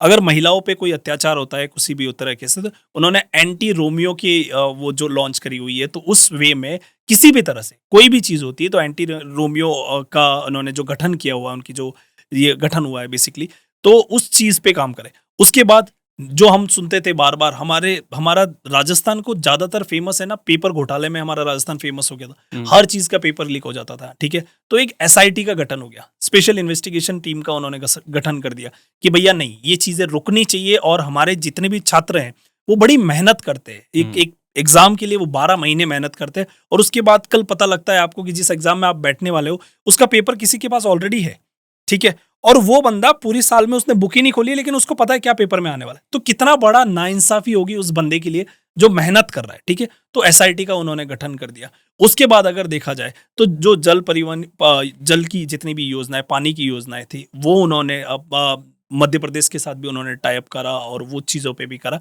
तो भजनलाल जी ने अभी तक बहुत अच्छा अपना अपना जो हर वर्ग के लिए, लोगों के लिए जो करना है करा। मैं ये नहीं कहूंगा कि हम पूरी तरह से अभी तक 8 महीने या 10 महीने जो भी हुए, उस 10 महीनों में हमने सब कुछ कर लिया, नहीं। हमने अभी तक इतना नहीं करा है जिसके लिए हम कैपेबल है और जितने के लिए भजनलाल जी कैपेबल है, ठीक है। वो होगा, और वो अभी हमारे पास पूरे 5 साल पड़े हुए, पूरे 4.5 साल, 4 साल का हमारे पास पूरा 4 साल पड़े हुए। उस 4 साल में बहुत सी चीजें आएगी, बहुत सी चीजों पे काम होगा। जैसे पेपर का मैंने ऑलरेडी बता दिया, महिलाओं के लिए ऑलरेडी बता दिया। महिलाओं के लिए 50% उन्होंने आरक्षण भी, आपने अभी बीच में देखा ही होगा कि कितना उन्होंने महिलाओं के लिए किया हुआ है। तो वो चीजें हर वर्ग के लिए उन्होंने ऐसी चीजें करी हुई है कि हाँ, हम कह सकते हैं। बट हाँ, हमारे सामने चुनौतियां भी है, क्योंकि पिछली सरकार ने 5 साल में कोई काम नहीं किया था, ऐसे किसी परियोजना के लिए काम नहीं किया था, ऐसी किसी चीज के लिए काम नहीं किया था जिसको हम कंटिन्यूस कर सकते थे। हमारे लिए एक ही चैलेंज था कि हमें 0 से स्टार्ट करना था। अगर हमारे लिए वो अगर 10 तक या 20 तक भी लेके आए होते तो हमें ये होता कि हमें 21 से स्टार्ट करना है और 100 तक जाना है, लेकिन हमें तो 0 से स्टार्ट करना था। पिछली सरकार के जितने घोटाले हुए, जितने तरीके से स्कूल के पेपर, कॉलेज के पेपर, नीट्स के पेपर, सारे पेपर्स लीक होना हो, या महिलाओं पर, हमारा राजस्थान को आपको पता ही होगा, मैं वर्ड यूज नहीं करना चाहता, रेपिस्तान कहने लग गए थे जिस तरीके से इतने रेप हो रहे थे, ठीक है। तो ये सारी चीजों पे अंकुश लेना, हम अभी भले ही हमने कोई बड़ी बड़ी परियोजनाएं हम अभी इनिशियल लेवल पे लॉन्च नहीं करे, लेकिन हमारा जो मेन जो मोटिव है ना अभी के लिए, कि एक सुरक्षा देना, आम आदमी को सुरक्षा देना कि हाँ, वो राजस्थान में पूरी तरह से सेफ है। और हमारा राजस्थान, मैं एक चीज ये और कहना चाहता हूँ कि ये राजस्थान जिसको हम रंगीला राजस्थान कहते हैं, भाई मैंने इतने कंट्री ट्रैवल किया हूँ, मुझे पता है लोगों के दिमाग में हमारे राजस्थान को लेकर क्या इमेज है, कितना बड़ा टूरिस्ट हब हो सकता है राजस्थान। लेकिन उसके लिए सबसे पहले लोगों को क्या चाहिए, हम और आप कहीं ट्रैवल करते हैं तो हमें सबसे पहली चीज क्या चाहिए कि भैया सेफ्टी होनी चाहिए। मैं रात में 1 बजे भी बाहर निकलूं तो मुझे किसी चीज का डर नहीं होना चाहिए। और वो डर खत्म कर रहे हैं भजनलाल जी, कि दुनिया को ये इन्विटेशन देंगे हम कि आप आइए, हमारे राजस्थान में घूमिए, देखिए हमारे राजस्थान की खूबसूरती देखिए, हमारे राजस्थान की कला देखिए, हमारे राजस्थान का रंग देखिए, हमारे राजस्थान का खाना देखिए, हमारे राजस्थान की सांस्कृतिक धरोहर देखिए, हमारे राजस्थान में किस तरीके की चीजें होती है, हमारा राजस्थान किस लेवल पे ऑपरेट करता है, हमारे राजस्थान की कितनी ऐसी चीजें हैं जो हम आम जन के लिए करता है, हमारा आम जन कितना सेफ है इस राजस्थान में, वो देखिए। तो वो काम हम इनिशियल लेवल पे कर रहे हैं। पहला हमारा जो फायदा है वो है, जो पहला हमारा जो मेन मोटिव है वो है आम जन को एक सुरक्षा प्रदान करना। हमारे जितने स्टूडेंट्स हैं उनको ये कहना, उनको उन तक ये मैसेज देना कि भैया आप मेहनत करिए, ये सरकार आपके साथ है, ये जितना भी एजुकेशन सिस्टम है, हमारी जितनी भी चीजें, ये आपके साथ है। आप ईमानदारी से पढ़ाई करिए, आप ईमानदारी से पेपर लिखिए, उसके बाद की जिम्मेदारी हमारी है। रिजल्ट हमें देना, आपको रिजल्ट लाके देना, ये हमारी जिम्मेदारी है। आप उस रिजल्ट के लिए आप तैयारी कीजिए, आप मेहनत कीजिए। ये भजनलाल जी की सरकार कर रही है और बहुत ही अच्छा काम किया है। मैं ये चीज पहले ही बोलना चाहता हूं। देखिए, आप पंजाब में भी सरकार है ना आम आदमी पार्टी की, आपको पता ही है कितनी चीजें किस लेवल पे अभी भी ऑपरेट हो रही है। लेकिन हमारे राजस्थान में कैसे हो रहा है, हमारे राजस्थान एक एग्जाम्पल बन गया। माफियाओं के लिए देख लो किस तरीके से चीजें कर ली है। अगर कोई पे गैंग वॉर या किसी तरह की चीजें होती है, स्ट्रेट फॉरवर्ड ऑर्डर है, स्ट्रेट फॉरवर्ड ऑर्डर है भैया। लॉ को इतना मजबूत करना है, लॉ इन्फोर्समेंट को इतना मजबूत करना है कि भैया कुछ भी हो जाए आम आदमी सेफ होना चाहिए, आम आदमी को किसी तरह की कोई प्रॉब्लम नहीं होनी चाहिए। वो काम हमारे भजन लाल जी ने किया है। क्या एक राजनेता बनने के लिए दबंग होना, गुंडागर्दी करना जरूरी है? बीजेपी या कोई भी एक गवर्नमेंट है वो गुंडागर्दी को सपोर्ट करती है? मैं बीजेपी की बात करूंगा यहाँ पर। हम्म। हम किसी तरह से सपोर्ट नहीं करते, ठीक है। सबसे पहले अगर बुलडोजर किसी ने माफियाओं के घर पे चलाया था तो आपको पता है किसकी सरकार ने और किस पार्टी के मुख्यमंत्री ने चलाया था, ओके। आपको भी पता ही होगा, ठीक है। जी, योगी जरूर। आदित्यनाथ से की बात कर रहा हूं मैं, जी। ठीक है। तो उन्होंने चलाया था। तो हम किसी तरह से इस चीज के साथ नहीं है। हमारा एक ही है कि भय मुक्त प्रदेश होना चाहिए, ठीक है। प्रदेश में किसी तरह का किसी भी ऐसे असामाजिक तत्व का, मैं फिर से रिपीट करता हूं, किसी भी ऐसे असामाजिक तत्व का इतना भी दबदबा नहीं होना चाहिए या किसी तरह का दबदबा नहीं होना चाहिए आम जन पर, ठीक है। आम जन के पास इतनी आजादी होनी चाहिए कि अगर कोई असामाजिक तत्व गलत भी कर रहा है तो वो खड़े होके ये बोल सके आप ये गलत कर रहे हो और मैं कानून का सहारा लूंगा, मैं पुलिस के पास जाऊंगा और मैं पुलिस को बताऊंगा कि आप ये गलत कर रहे हो। अब रही बात आपकी दूसरी कि दबंग होना, आपने हमारे भजनलाल जी का नाम सुना ही है, जी। आप खुद जानते हो भजनलाल जी मुख्यमंत्री, क्या आपको वो कहीं दबंग इस तरीके के जो आप जिस दबंग का आप वो यूज कर रहे हो, क्या वो उस लैंग्वेज में दबंग है? नहीं, वो दबंग है, वो जितने भी असामाजिक तत्व हैं उनके सामने दबंग है कि भैया मुझे ये खत्म करना है। इस तरीके की गुंडागिर्दी मैं नहीं सहूंगा अपने समाज में। लेकिन दबंग, आप जिस दबंग की बात करें वो दबंग वो होता है कि मैं अपने दबंगई के दम पे किसी भी आम जन की कोई चीजें ले लूं या फिर उसके ऊपर कोई जुर्म करूं, ठीक है। तो मेरे हिसाब से राजनेता बनने के लिए क्वालिटी नहीं, आप ग्राउंड से जुड़े रहिए, आप लोगों की मदद करिए, आप लोगों के कितना काम आ सकते हो, आप लोग आपको कितना रिलेट कर सकते हैं अपनी प्रॉब्लम से, ठीक है। अगर मेरे घर पे आज मैं एक लाइट जलाने के लिए, मेरे पास अगर लाइट नहीं है और मैं जैसे चिमनी लगा रहा हूं, ठीक है। तो कितने ऐसे राजनेता हैं जिनके घर जिन्होंने चिमनी देखी है, ठीक है। अगर मैं सिंपल सा एग्जांपल देता हूँ, राहुल गांधी जी, क्या उनको पता होगा कि हमारे लोगों में क्या चीजें होती है? जैसे एक लाइट जाती है या फिर शाम होती है तो हम लोग है ना कितनी बार गाँवों में ये बोलते भैया जल्दी जल्दी खाना खा लो, ये जितने भी पंख परेरू उड़ रहे हैं ये आपके खाने में गिर जाएंगे। क्या ये राहुल गांधी सोच सकते हैं ये चीज? नहीं सोच सकते ना। क्यों नहीं सोच सकते? क्योंकि उन्होंने ये चीज, लाइट जाना उनके लिए कभी उन्होंने ये चीज देखी ही नहीं है। उनके लिए एक ही चीज रहती है, भैया लाइट चली गई अगर बाय एनी चांस, पहली बात तो वो इतनी ऐशो आराम में रहते कि लाइट जाती नहीं है, बट अगर कभी चली भी गई तो उनके पास इन्वर्टर है, उससे वो लाइट उनके लिए तो 1 सेकंड लगता है कि वापस आ जाते हैं, उनको समझ ही नहीं आएगा, ठीक है। तो ये चीजें आप एज अ पॉलिटिशियन लोग आपको कितना रिलेट कर पाते हैं, लोग आपको कितनी अपनी प्रॉब्लम बताने में बिल्कुल भी एक, मतलब मैं अगर आपको ये कहूँ कि मेरे घर पे ये प्रॉब्लम है तो आप उसको समझ सको, मुझे एक्सप्लेन नहीं करना पड़े।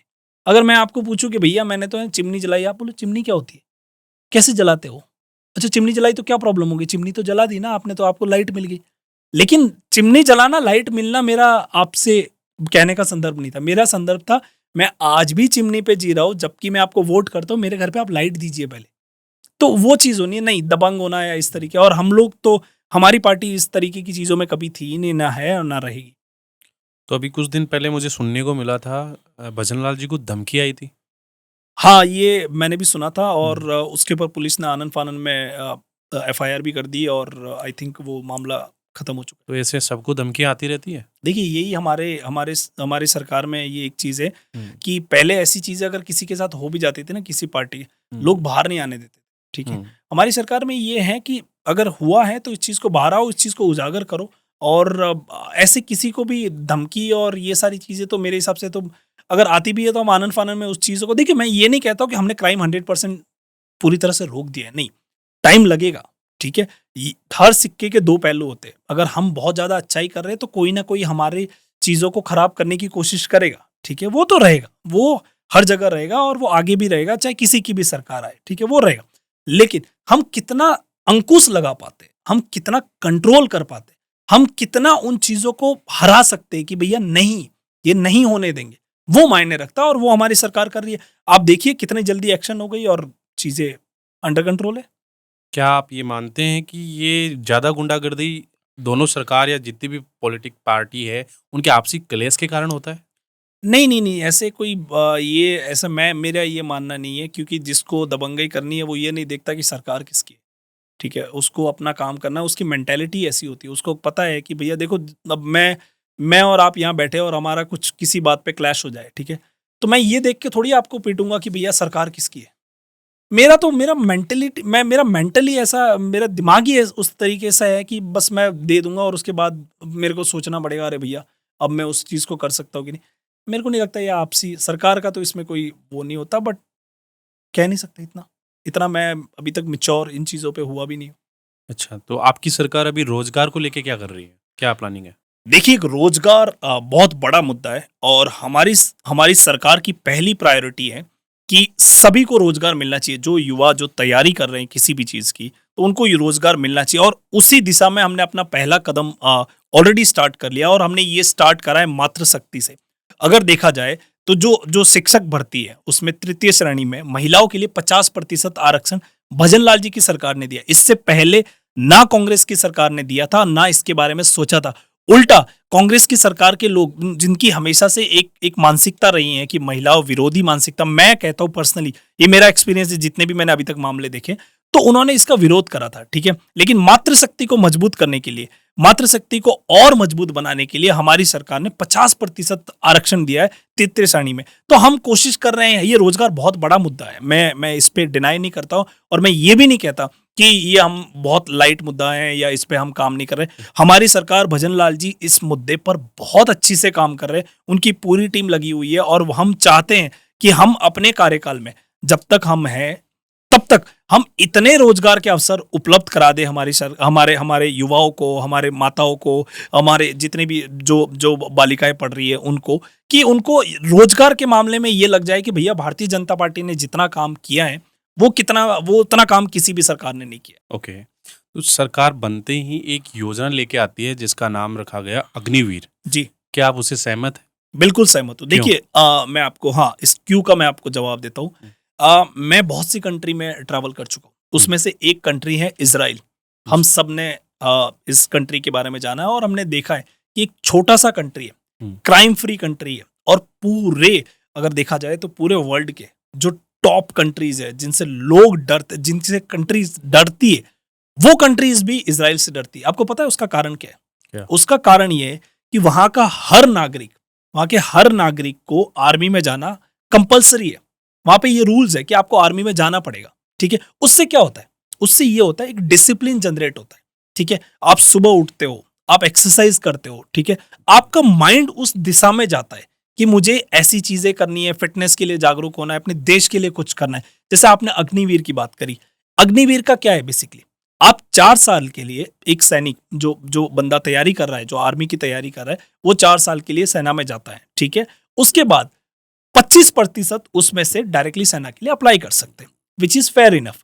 उसमें क्या है, बहुत से लोगों, कभी कभी आपने जैसे कुछ आप जॉब स्टार्ट करते हो, ठीक है, उसके बाद आपको ये रियलाइज होता है, यार नहीं यार, मेरे को ये नहीं, कुछ और करना चाहिए। ये हम सबको होता है, हम जोश में स्टार्ट भी कर देते हैं, हम चीजें कर भी देते हैं और हमें बाद में रियलाइज होता है, नहीं यार मैं तो ये नहीं, ये करना चाहता हूँ, ठीक है।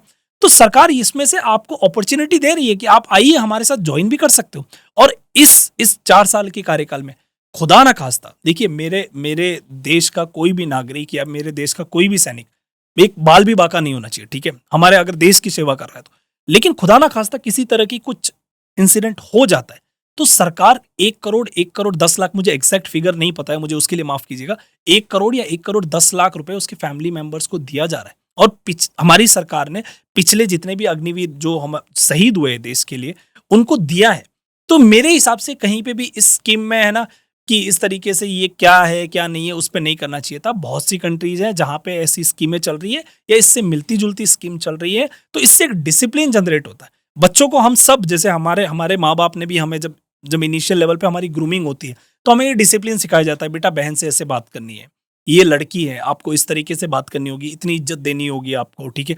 उसके तरीके, आपके बैठने का तरीका ये होगा, आपके खाने का तरीका ये होगा, बिकॉज वो आपकी अपब्रिंगिंग होती है, जैसे हो आप वैसे ही बनते हो। एक 18-19 साल के लड़के को आप डिसिप्लिन में डाल रहे हो, ठीक है, आप सेना की वो बारीकियां सिखा रहे हो, ठीक है। उसके बाद आप उसको उतना राइट दे रहे हो कि भैया आप अपने जीवन का डिसीजन ले सकते हो कि आपको अगर सेना में जाना है तो आपके लिए जब अपॉर्चुनिटी अवेलेबल है, 25% हमने रखी हुई है, आप जाइए, आप जो काबिल है वो करिए। अगर आपको लगता है कि नहीं, मेरे को यहाँ नहीं जाना है, मैं चाहता हूँ कि अब मैं अपना कुछ बिजनेस करूँ, तो आपके पास ओपन अपॉर्चुनिटी, आप जो मर्जी करिए। तो शैलेश जी, जैसे आपकी सरकार ने अयोध्या के लिए काफ़ी काम किया है, मंदिर बनाने और बहुत सारी वहाँ पे व्यवस्थाएं की है, लेकिन वहाँ की सीट निकालने में वो असमर्थ रही, ऐसा क्यों? देखिए पहली बात तो ये एक बहुत बड़ा प्रोपेगेंडा सेट किया गया है। हम्म, ठीक है, मैं आपको एक चीज़ बताना चाहता हूँ। ये बहुत बड़ी झूठी न्यूज़ है कि हमने अयोध्या की सीट नहीं निकाली। अब मैं बताता हूँ आपको क्या है। अयोध्या अयोध्या विधानसभा है, जो कि फैज़ाबाद जो लोकसभा है ना, उसके अंदर 5 if I am not wrong 5 विधानसभा है। उसमें से अयोध्या एक विधानसभा है। ठीक है? और उस विधानसभा पे हम जीते हैं भाई साहब। वो अयोध्या विधानसभा पे हम जीते हैं, बाकी की 4 विधानसभा है, हम्म, उस पे हम नहीं जीत पाए, उस पे समाजवादी पार्टी जीती है। हम अयोध्या जीते हैं। आप कौन? ये समझ क्यों नहीं रहे हो? हम अयोध्या, आप गूगल करिए, जितने लोग देख रहे हैं, हम अयोध्या की सीट निकाल चुके हैं। ओके। लेकिन प्रॉब्लम यही है कि इनको ये चीज हजम नहीं हो रही है। इनको ये चीज समझ नहीं आ रही। इनको एक फेक प्रोपेगेंडा उनको एक दिखाना है, क्योंकि उनकी हमेशा से एक चीज रही थी कि मंदिर को हम किस तरीके से, हम उस चीज को, जो बहुत बड़ी चीज जो हमारे धर्म के लिए, मैं ये नहीं बोलता हूं कि हम, मेरा यहाँ पे किसी भी चीज से क्रेडिट लेने का मकसद नहीं है। ठीक है, मोदी जी ने भी कहा है, हम सब ये चीज कहते हैं कि मंदिर पे हम क्रेडिट नहीं लेते। ठीक है, हमारा ये नहीं है कि बीजेपी ने मंदिर बनाया है, ऐसा नहीं है। ठीक है, कानूनी रूप से जो कोर्ट के ऑर्डर थे, उसके हिसाब से हमने अपने तथ्य रखे, कोर्ट ने हमारे तथ्य जाने, उसके बाद डिसीजन लिया और उसके बाद हमने मंदिर का निर्माण किया। ठीक है, हम ना ये बोल सकते हैं कि भैया राम को लाने वाले हम कौन होते भाई साहब? राम को लाने वाला कोई नहीं होता, कोई इंडिविजुअल नहीं होता। ठीक सही है, है। लेकिन हम ये क्रेडिट लेते हैं कि हमने कानूनन तरीके से अपने तथ्य रखे। वहां से सुप्रीम कोर्ट ने बोला कि नहीं, ये प्रॉपर्टी, ये मंदिर, इस तरीके से ये चीजें थी जो उन्होंने समझा, और सुप्रीम कोर्ट से बड़ी कोई कोर्ट नहीं है। ठीक है, उन्होंने ये चीज डिसीजन दिया, उसके बाद हमने उस मंदिर का निर्माण करा। अब उसके बाद क्या हुआ कि भैया इनको लगा कि नहीं नहीं नहीं नहीं नहीं, ये मंदिर को, अगर ये मंदिर बनाया तो पॉलिटिकली मुद्दा, पॉलिटिकल का एक हमारा जो हम हमारी जो रोजी रोटी चल रही है, पॉलिटिकल मंदिर के मुद्दे पे ही ये लोग बात करते हैं। या इससे पहले तो यही कहते थे कि अयोध्या में मंदिर बना के दिखा दो। बीजेपी हम अपने हमेशा मैनिफेस्टो में बोलती है कि भैया मंदिर बनाएंगे बनाएंगे बनाएंगे, बना के दिखा। अब जब बना के दिखा दिया तो इनकी पॉलिटिक्स खत्म हो गई। तो इन्होंने ये डीफ्रेम करने के लिए, मंदिर को अपनी इस तरीके से डीफ्रेम करने के लिए ये चीज बोला कि भैया अयोध्या की सीट हारे। भाई साहब, हम अयोध्या की सीट नहीं हारे हैं। आप गूगल पे जाइए, फैजाबाद लोकसभा है, उसके अंदर 5 विधानसभा हैं, उसमें से एक अयोध्या विधानसभा है जो हम जीते हैं। 4 विधानसभा है जहां से हम हारे हैं। हम ये हार को भी एक्सेप्ट करते हैं, लेकिन इस जीत को भी हम उतने ही प्राउडली स्वीकार करते हैं कि हम अयोध्या में जीते हैं। ओके, तो ये अफवाहें थी। अब अफवाहें नहीं, ये चीजें, क्योंकि देखिए, ये अब जैसे मैं आपको बात करता हूँ कि जैसे पाली, मैं हम्म, अपनी अपनी लोकसभा की बात करता हूँ। हम्म, अब क्या बोलेंगे? पाली हार गए, पाली हार गए, पाली हार गए। जो पाली है ना, पाली में भीमराव जी भाटी जीते जो कांग्रेस से। ओके। ठीक है, तो अब ये बोलेंगे पाली हार गए, पाली हार, अरे हम पाली एक विधानसभा है जो हारे हैं, बाकी जगह तो हम जीते हैं ना। सेम फैजाबाद में 5 विधानसभा है, उसमें से हम एक अयोध्या जीते हैं भाई साहब। ओके। 4 बाकी की विधानसभा है जो हारे हैं। हम्म, ठीक है। इस बार के लोकसभा चुनाव में एक चर्चित चेहरा रहा है जिनका नाम है रविंदर सिंह जी भाटी। उनके बारे में आप क्या सोचते हैं? देखिए, मैं भाटी साहब के बारे में, आप लोग कह सकते हैं कि एक चर्चित चेहरा रहा है, लेकिन मेरे हिसाब से इससे पहले भी, अगर मैं कहूँ तो बहुत से लेजेंड हमारे पॉलिटिशियन ने चुनाव लड़े हैं। लेकिन इस बार के, आप जैसे कि कहा कि चर्चित चेहरा है, उसका रीज़न ये है कि सोशल मीडिया पे हाइप बहुत तगड़ी क्रिएट की गई थी। ठीक है, सोशल मीडिया पे रील्स, और जिस तरीके से सोशल मीडिया का जो हवा जितनी ज़्यादा की गई थी, उस मामले में हाँ, लेकिन एट द एंड सारी चीज़ों में डिपेंड करता है, वो है रिजल्ट। तो जो रिजल्ट होता है वो पब्लिक मानती है उसको। आप कितने रील्स पे व्यू लाते हो, कितने आपके लाइक्स आते हैं, कितने फॉलोअर्स आते हैं, उस पे पब्लिक का रिएक्शन तो एट द एंड जब वोट पड़ता है, जब बटन दबता है, और उसके बाद जब वो पेटी खुलती है, उसके बाद चीज़ें पता लगती है। तो अच्छे नेता हैं, अच्छे वक्ता हैं, और बस यही मैं कहना चाहूँगा, उससे ज़्यादा मैं क्या कहूँ। ओके।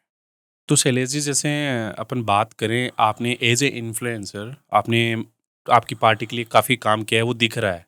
आपने पार्टी के लिए ग्रुप बनाए काफ़ी बड़े-बड़े मतलब पार्टीज़ के लोगों के साथ कोलैबोरेशन किया।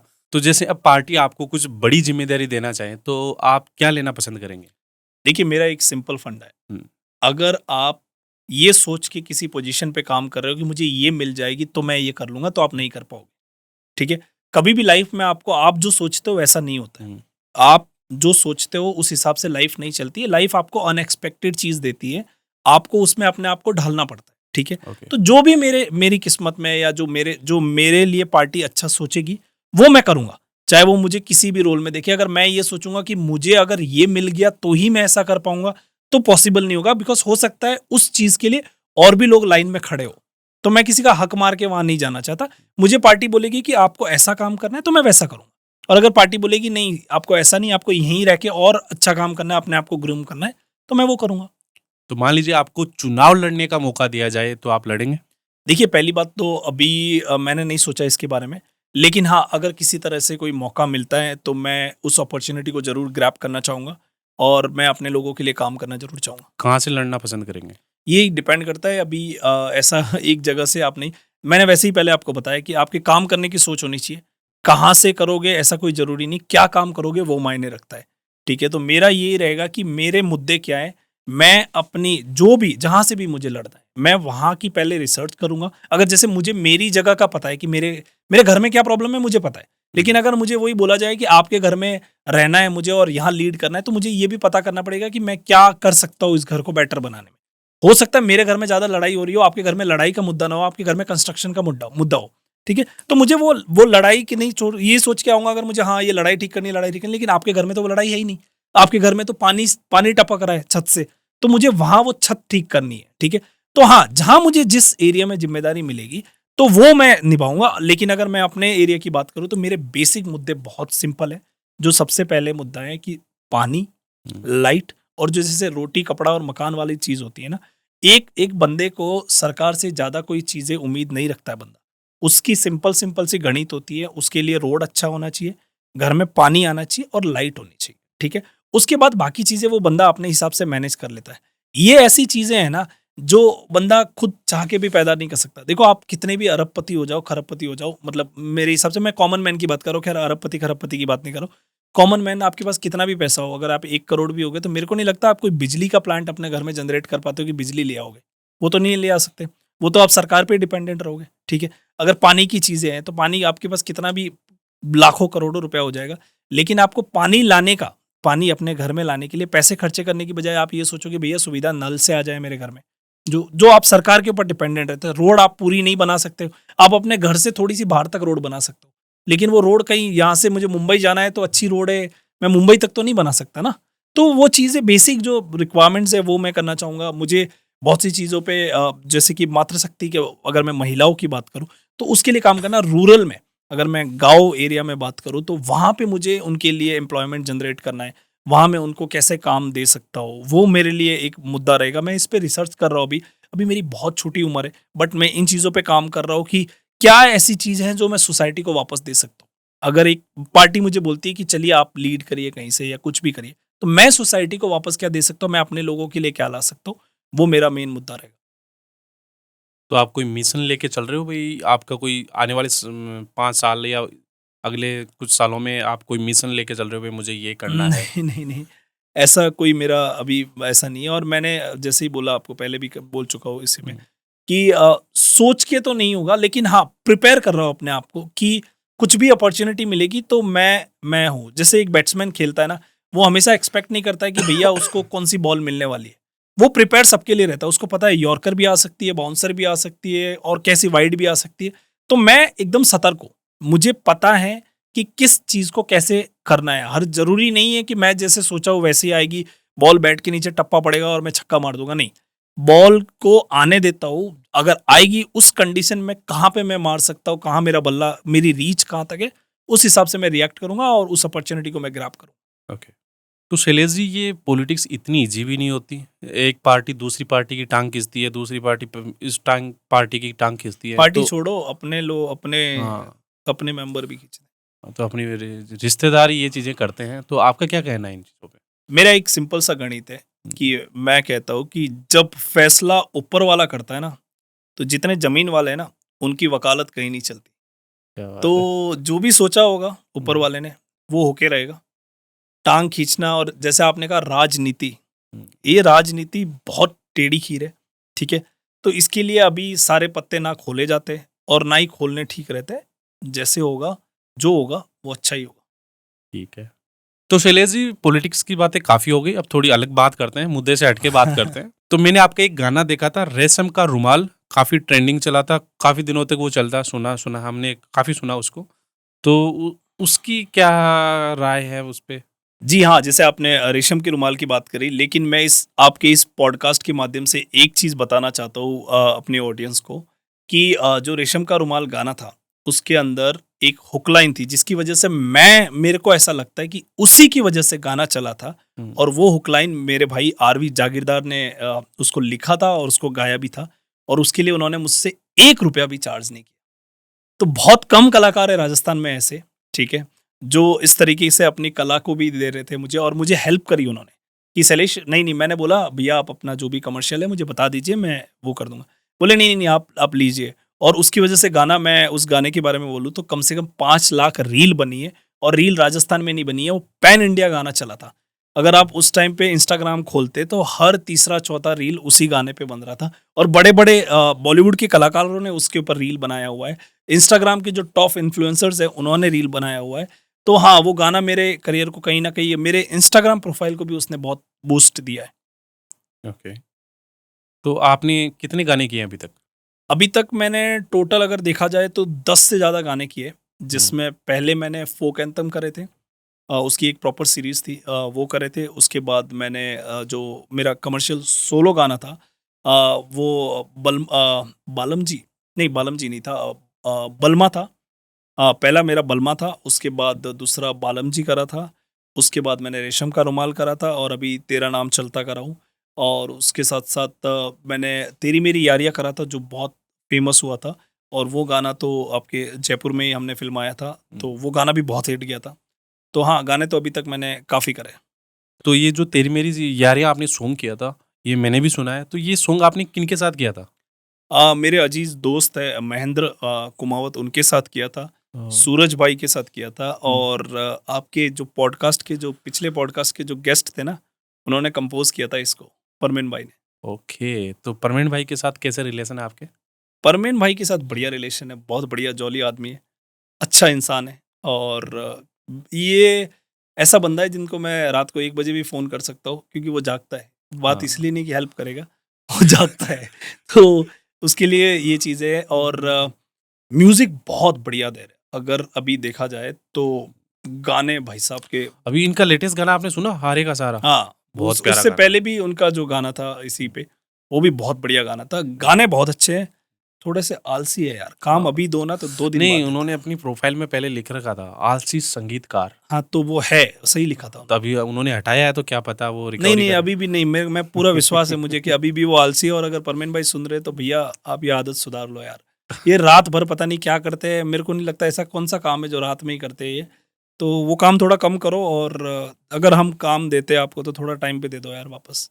क्योंकि वो भाई बोलते हैं मैं अच्छा करके देता हूँ, लेकिन हाँ, ये भी बात है एट द सेम टाइम यार, वो टाइम लेते लेकिन उस काम के साथ जस्टिस भी करते, है ना? उस काम को उस लेवल का देते हैं कि अगला सुनने के बाद या अगला उसको अगर एक बार देखे तो लगे कि हाँ, इस पे मेहनत हुई है। बट मैं एक चीज़ आपको एक बोलना चाहता हूँ कि वो जितनी मेहनत नहीं करके इतना अच्छा काम दे रहे हैं ना, अगर वो उतनी मेहनत जो हमें बोलते हैं ना, अगर उतनी कर ले ना, तो भाई साहब वो फाड़ के रख देंगे और वो भी पूरे पैन इंडिया में। एक चीज मैं भी बोलना चाहूंगा यार, हाँ, बिना मतलब के वो किसी की हेल्प करते हैं। ये बात सही बोली आपने। बहुत कम लोग हैं वैसे, मेरी बहुत भी कम हेल्प लोग। कर रहे हैं वो अभी मैं काफी। आपको एक पर्सनल इंसिडेंट उनके साथ शेयर करना चाहता हूँ। मैं इस पे कोई वो नहीं है, मैं जयपुर आया था और मैंने आई थिंक, आप बिलीव नहीं करोगे, मैं मम्मी की कसम खा के कह रहा हूँ, झूठ नहीं बोलूँगा ये। मैंने रात में 4 बजे के आस-पास उनको कॉल किया था, ओके। ठीक है? हुँ। कि भैया मैं जयपुर आया हुआ हूँ, मुझे रूम दिला दो। उस टाइम पे पार्टी के काम से मैं कुछ आया हुआ था। उस भाई ने बोला, उस भाई के साथ में एक और बंदे थे जो मैं उनको नाम भूल गया उनका। वो और वो दोनों मुझे लेने आए, यहाँ पे रेलवे स्टेशन आए। वहाँ से मुझे लेके गए, हम घर पे गए, मैं वहाँ पे तैयार हुआ। उसके बाद मैं अपना पार्टी का काम पड़ा है। रात में उनके साथ बैठ के मैंने खाना खाया। झूठे इंसान एक नंबर के मुझे बोलते हैं कि पता नहीं किसकी बादाम की सब्जी थी और मुझे सब्जी खिला गई गटे वटे की कुछ, और भगवान कसम झूठ बोल दिया कि उसकी सब्जी किसी और चीज़ की, बादाम की तो नहीं थी, किसी और की बोला, और बोला ये साथ में बैठ के खाना खाया, और बाद में जाते टाइम बोले तो गटे की या किसी की सब्जी थी। आपको पता तो नहीं चला? नहीं, मुझे नहीं पता लगा, मैंने पूछा, अच्छी थी तो मैंने पूछा, और उस टाइम पे भाई साहब के भाभी जी गए हुए थे, आई थिंक ML पे गए हुए थे, मैटरनिटी लीव पे थे वो, तो अपने घर पे थे, तो भाई साहब ने और लौंडे लौंडे सारे थे, उन्होंने मिलके बनाई थी, तो क्या ही बनाया था, बड़ा बढ़िया बनाया था जो भी बनाया था, तो झूठे एक नंबर के भाई। उनके अभी लेटेस्ट सॉन्ग में मैं भी आ रहा हूँ। क्या बात कर रहे, सच सही में? में। यार परमीन भाई हमें भी ले लो यार, हमने कोई गुनाह कर रखा है यार? ले लो यार भाई, हम नहीं लेंगे आपसे पैसे, वैसे दे देंगे उल्टा, आपको चाहिए तो। नहीं, बहुत बढ़िया बंदे हैं यार, सही में। नहीं नहीं, बहुत अच्छा इंसान है। और मैं अभी जस्ट लेटेस्ट में मिला, उनसे पहले नहीं मिला। अच्छा, आप भी अभी से जानते हो उनको? हाँ। लेकिन मैं अगर परमीन भाई की बात करूँ तो मैं कम से कम उनको 2-2.5 साल से जानता हूँ, लेकिन बीच में मैंने परमीन भाई को ब्लॉक कर दिया था। हाँ, वो क्या किस्सा है? क्योंकि परमीन भाई गलत लोगों के साथ रह रहे थे, अच्छा। और वो गलत आदमी मेरा दुश्मन था। तो और बट एक बार और बता दे तो, ये इन आदमी की एक खासियत है, या फिर उनकी वो बोल दो, ये जिनके साथ रहते हैं ना, ये उनके बन जाते हैं। हाँ, ये है। ठीक है, और फिर उसके बाद ये नहीं देखते कि इसका जो दोस्त है या दुश्मन है उसकी गलती है कि नहीं है। हाँ, अभी लास्ट पॉडकास्ट में यही बताया था उन्होंने। हाँ। ये सारे किस्सों की वजह से वो 1 साल तक गायब थे। हाँ, तो बनता भी है उनका, क्योंकि है ना, वो अंधा विश्वास करते हैं। किसी ने कुछ बोल दिया, उन्होंने भी मुझे कुछ फोन पे ही हमारा थोड़ा सा ऐसा हुआ था, नोक जोक हुई थी, तो उनको किसी ने कुछ गलत ब्रीफ कर दिया, और वो चीज़ को लेकर मुझे फ़ोन किया, और मैंने बिना झगड़ा वगड़ा मेरे को करना नहीं था इनसे भाई से, तो मैंने सीधा ब्लॉक कर दिया था। और फिर थोड़े टाइम के बाद एक और चीज़ बता देता हूँ, ये तो बहुत लोगों को पता होगी, अगर ये पॉडकास्ट देख रहे हैं तो बहुत लोगों को, ये भाई ने रात में लाइव आए, 900 लोग थे, मुझे पहले फ़ोन किया कि मैं आपको आई थिंक, हाँ, कि ब्लॉक से हटा दो, तो मैंने ब्लॉक से हटाया, उसके बाद लाइव आए, इसरार भी थे उस लाइव में, मुझे बहुत अच्छी से याद है, और 800 लोग या 500 लोग थे उसमें। उन्होंने बोला कि मुझसे गलती हो गई थी, मैंने तुमसे ऐसे बात करी थी, और फिर मैंने भी बोला चलो कोई नहीं। तो मुझे वो अच्छा लगा उनका कि एटलीस्ट उस आदमी ने इतने लोगों के सामने कि हाँ मेरे से ये हो गया था। हाँ, ये कर और लेते हैं वो हुआ इसीलिए था कि वो अंधा विश्वास कर रहे थे, किसी उनकी कोई गलती नहीं थी, उनका और मेरा कोई मामला ही नहीं आज तक, और मेरे तो अभी तो बहुत खास दोस्त बने हुए, बट उनका मेरा कोई मामला कभी था ही नहीं। बट वो यही है, किसी की बात सुन ली, उसके बाद फ़ोन करके मुझे बोल रहा है ऐसा है, और उसके बाद मैंने बोला भैया ऐसा नहीं है, ऐसा है, लेकिन वो सुनने को रेडी नहीं थे, बिकॉज वो उसके दोस्त थे। इसके साथ चलते ही आप ये भी बता दीजिए, ये दुबई कंट्रोवर्सी का क्या मामला है? तो भाई यार, अभी उस बंदे को मैं फेम नहीं देना चाहता, वैसे ही वो गायब है मार्केट से, उसको क्या सीन है? थोड़ा बहुत बताओ। वही रहने दो यार। देखो, अपने ना, कुछ लोग इंडस्ट्री में अपने आप को कलाकार ना बोले तो बहुत बढ़िया है, ठीक है, वो कलाकार नहीं बोले, वो बोलो बिजनेसमैन है हम, ठीक है, क्योंकि देखो कलाकार ये होता है जो अपनी कला बेचता है, ठीक है, और बिजनेसमैन वो होता है जो अपना माइंड गेम से अपना प्रोडक्ट कैसे जैसे उसको निकालना है, ठीक है। जैसे मैं अगर अपने आप को कलाकार बोलता हूँ, या मैं खैर कलाकार, मतलब जैसे अगर मैं अपने आप को कलाकार बोलता हूँ तो मैं अपनी कला बेचूंगा। अगर मेरे पास गाना आता है तो मैं अपने म्यूजिक से लोगों को बोलूंगा भैया मैं इस म्यूजिक के इतने पैसे लूंगा। जैसे परमीन भाई को अगर मैं बोलूँ, परमीन भाई को मतलब अच्छे लेवल पे अगर देखा जाए वो तो बहुत चार्ज करते हैं, लेकिन वो अपना जस्टिस, अपने काम को जस्टिस देते, तो उस कला का बेचना है, ठीक है।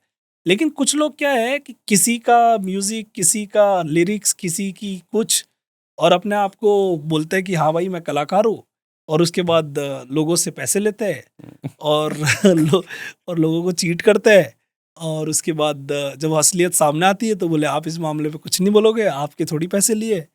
और फिर वो बंदे कोई दुबई में रो रहा है कि जब मैं बोलता हूँ तो फिर बोलते नहीं आपका कोई लेना देना नहीं है।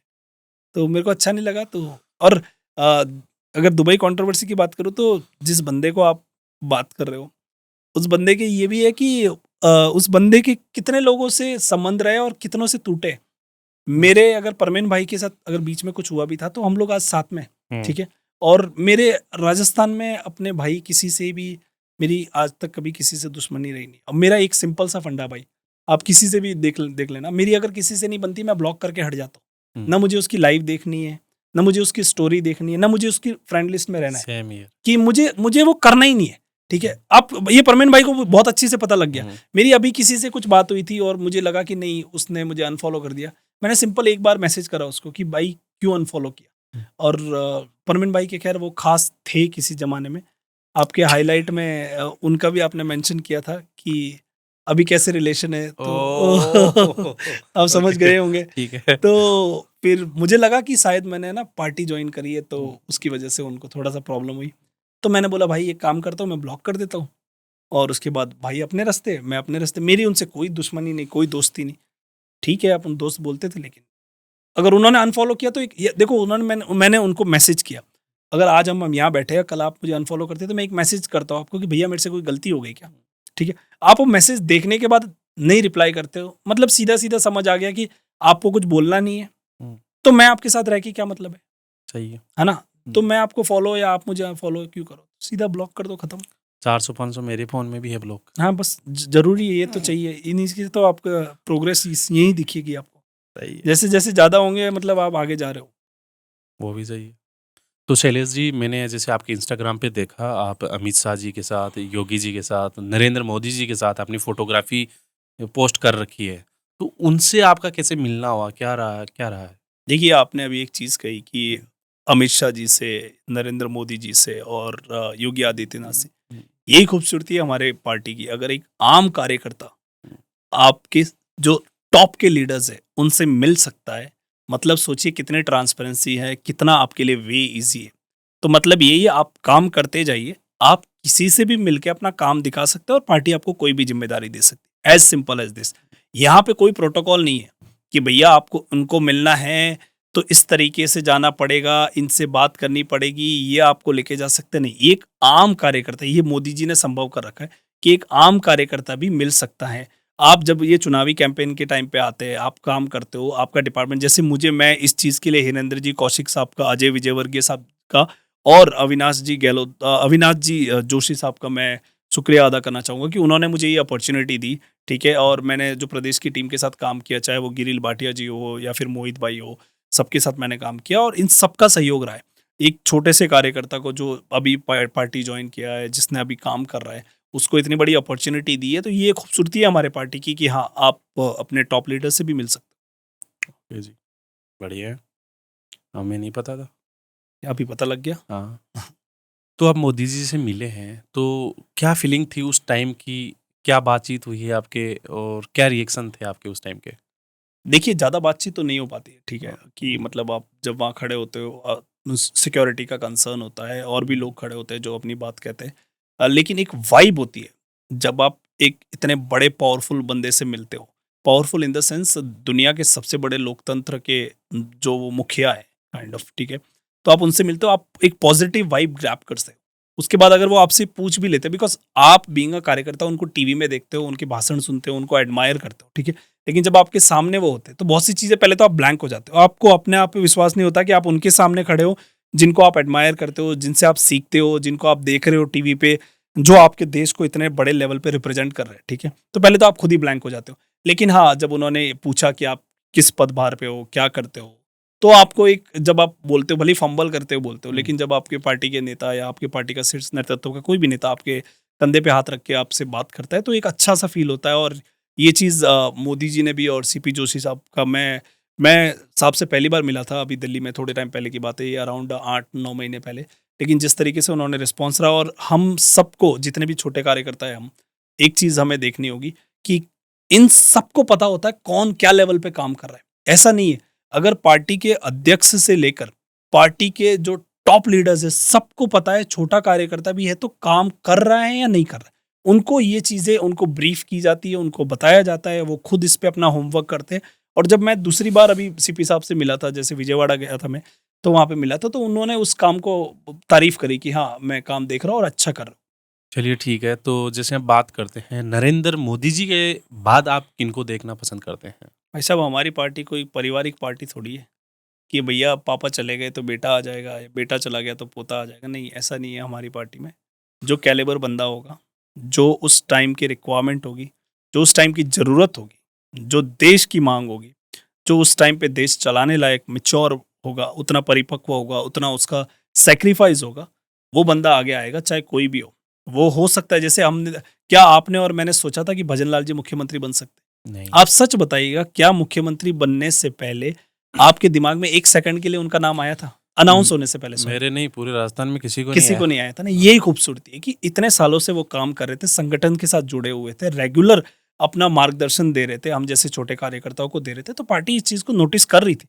वैसे ही हमें नहीं पता कौन है, उस टाइम का 2028 पहले तो 5 साल है हमारे पास करने के लिए, दबा के हमारा विकास करना है, जो हमारा देश का विकास करना है कि हाँ, हम किस तरीके से अपने देश का विकास कर सकते हैं, उसके बाद देखेंगे कि उस टाइम की क्या ज़रूरत होती है, उस टाइम पे कौन हमारे जो जितने भी टॉप लीडर्स हैं उनमें से कौन आता है या फिर तो शैलेश जी, आपके नए प्रदेशाध्यक्ष मदन जी राठौड़ पद ग्रहण कर रहे हैं, तो उस पे आपकी क्या राय है? देखिए पार्टी के बहुत वरिष्ठ नेता है वो, ठीक है। और उन्होंने 4 बार हमारे जिला के जिला अध्यक्ष रह चुके हैं, हुँ, 2 बार हमारी विधानसभा जो सुमेरपुर विधानसभा है वहाँ से विधायक रह चुके हैं हुँ, और न जाने कितनी जगहों पर पार्टी ने जब भी उनको ज़िम्मेदारी दी है, वो वहाँ गए हैं और निष्ठावान कार्यकर्ता हैं। अपनी पूरी मेहनत झोंक देते हैं, अपनी पूरी ताकत लगा देते हैं और पार्टी के एक-एक कार्यकर्ता को साथ में लेके चलने वाले इंसान हैं। तो ये राजस्थान के लिए जो अभी उपचुनाव आ रहे हैं, उसमें मेरे को लगता है उनकी अहम भूमिका होने वाली है, ठीक है? जहाँ पे भी अगर हल्का-सा भी 19-20 का मामला है, तो वहाँ पे मदन जी उस मामले पे पूरी तरह से खरे उतरेंगे और बहुत स्ट्रगल किया है अपनी लाइफ में, ठीक है? 10 साल तक वो किसी पद पे नहीं रहे, बड़े पद पे नहीं रहे सो कॉल्ड, लेकिन पार्टी के लिए हमेशा अवेलेबल रहे, जहाँ पे भी पार्टी ने भेजा और पार्टी के जो जितने भी बड़े नेता हैं, उनको उनके ऊपर ट्रस्ट था। मोदी जी की जहाँ पे भी रैलियाँ हुई, वहाँ पे वो एज़ अ प्रभारी जाते थे, उन चीज़ों को देखते थे, पर्सनली वहाँ पे मॉनिटर करते थे चीज़ों को, चेंजेस क्या करवाना है, किस तरीके की व्यवस्था रहेगी, आम जनमानस को कोई प्रॉब्लम नहीं होनी चाहिए। उसी के साथ-साथ मोदी जी की सिक्योरिटी का पूरा ध्यान रखा जाना था। उसके साथ-साथ किस तरीके का स्टेज होगा, किस तरीके का पंडाल होगा, कहाँ पे लोग बैठेंगे, क्या व्यवस्था होगी, खाने की क्या व्यवस्था है, पीने की क्या व्यवस्था है। अगर धूप है तो अब उस तरीके का किस तरीके से पंडाल बनाना है, अगर बारिश हो रही है तो किस तरीके से क्या करना है, वो सारी चीज़ें मतलब छोटे-छोटे जो कार्यकर्ताओं के काम होते हैं ना, वो मदन जी को पता है। तो जब आपका जो टॉप लीडर को अगर सारी चीज़ें पता होती है ना, तो बहुत ईज़ी हो जाता है सबके लिए क्योंकि कोई माँगना नहीं पड़ता। हुँ। जैसे अगर मैं किसी चीज़ को माँगने जाऊँ तो उनको उनसे पहले उनको पता है ये तो चीज़ तुम्हें ज़रूरत है, इसको माँगने की ज़रूरत नहीं, मैंने पहले ऑलरेडी तुम्हें बोल दिया है। ठीक है? तो ये पार्टी के लिए एक बहुत बड़ी चीज़ होने वाली है और हम सब कार्यकर्ताओं को पूरी उम्मीद है और मेरे को तो पूरा विश्वास है कि अगर मदन जी जैसे कार्यकर्ता और मदन जी जैसे निष्ठावान और मेहनती कार्यकर्ताओं का मार्गदर्शन हम सबको मिलेगा और इसमें पार्टी को बहुत ज़्यादा फ़ायदा होने ठीक है। तो शैलेश जी, जैसे आप कॉमेडी पे वीडियो बनाते हैं, तो अपनी जो मारवाड़ी राजस्थानी भाषा है, वो अभी भी राजभाषा की लिस्ट में ऐड नहीं हुई है, तो इसका क्या कारण हो सकता है? देखिए सभी युवाओं की यही मांग है कि हमारी राजस्थान भाषा को भी जिस तरीके से गुजराती है, पंजाबी है और बहुत सी लैंग्वेज है जो रीजनल हमारी लैंग्वेज है उनको मान्यता मिल चुकी है, तो हमारी भाषा को भी मान्यता मिलना बहुत ज़रूरी है। लेकिन कुछ मेरा अभी ये मेरा अपना पर्सनल टर्म है, जैसे हमारे राजस्थान में वैसे कहा जाता है कि थोड़ी थोड़ी जगहों से ना भाषा चेंज होते जा रही है। हुँ, तो अभी प्रॉब्लम ये हो सकता है, प्रॉब्लम गवर्नमेंट को रिकॉग्नाइज करने में ये हो रही है कि किस भाषा को मान्यता दी जाए। बिकॉज़ अगर देखा जाए तो हमारे गोडवाड़ी है, मेवाड़ी है, मारवाड़ी है, शेखावटी है, इस तरीके की अपनी कितनी मतलब भले ही है हम सब राजस्थानी दिल से, लेकिन वो जो लैंग्वेज का है ना थोड़ा-थोड़ा करके एक एक हर जगह से चेंजेज़ हो रहा है ना, तो कहाँ की लैंग्वेज को एक तरीके से बोला जाए कि हाँ, ये डन है, इसको हमें रजिस्टर करना चाहिए, इसको हम रिकॉग्नाइज़ कर सकते हैं, तो वो चीज़ पे लेकिन मुझे पूरा विश्वास है। देखिए हमारी भाषा राजस्थानी होनी चाहिए, ठीक है? और मैंने जो अपनी ब्लॉगिंग करता हूँ तो भी मैं मारवाड़ी में करता हूँ, चाहे मैं इंटरनेशनल ब्लॉगिंग कर रहा हूँ वो भी मारवाड़ी में करता हूँ। उसके साथ मेरी रील्स होती है वो सारी मारवाड़ी में होती है। तो मेरा हमेशा से एक टच रहा है कि नहीं, मारवाड़ी लैंग्वेज और अपनी लैंग्वेज को मैं प्रमोट करूँ और मेरे मेरे जितने भी फॉलोअर्स बढ़े उसका रीज़न भी यही है कि मैं पहनता वेस्टर्न हूँ लेकिन बोलता राजस्थानी हूँ। तो उससे क्या होता है, लोगों को एक डिफरेंट टच लगता है कि अरे ये कैसे ये लैंग्वेज बोल रहा है, तो वो 4 लोगों को भेजते हैं।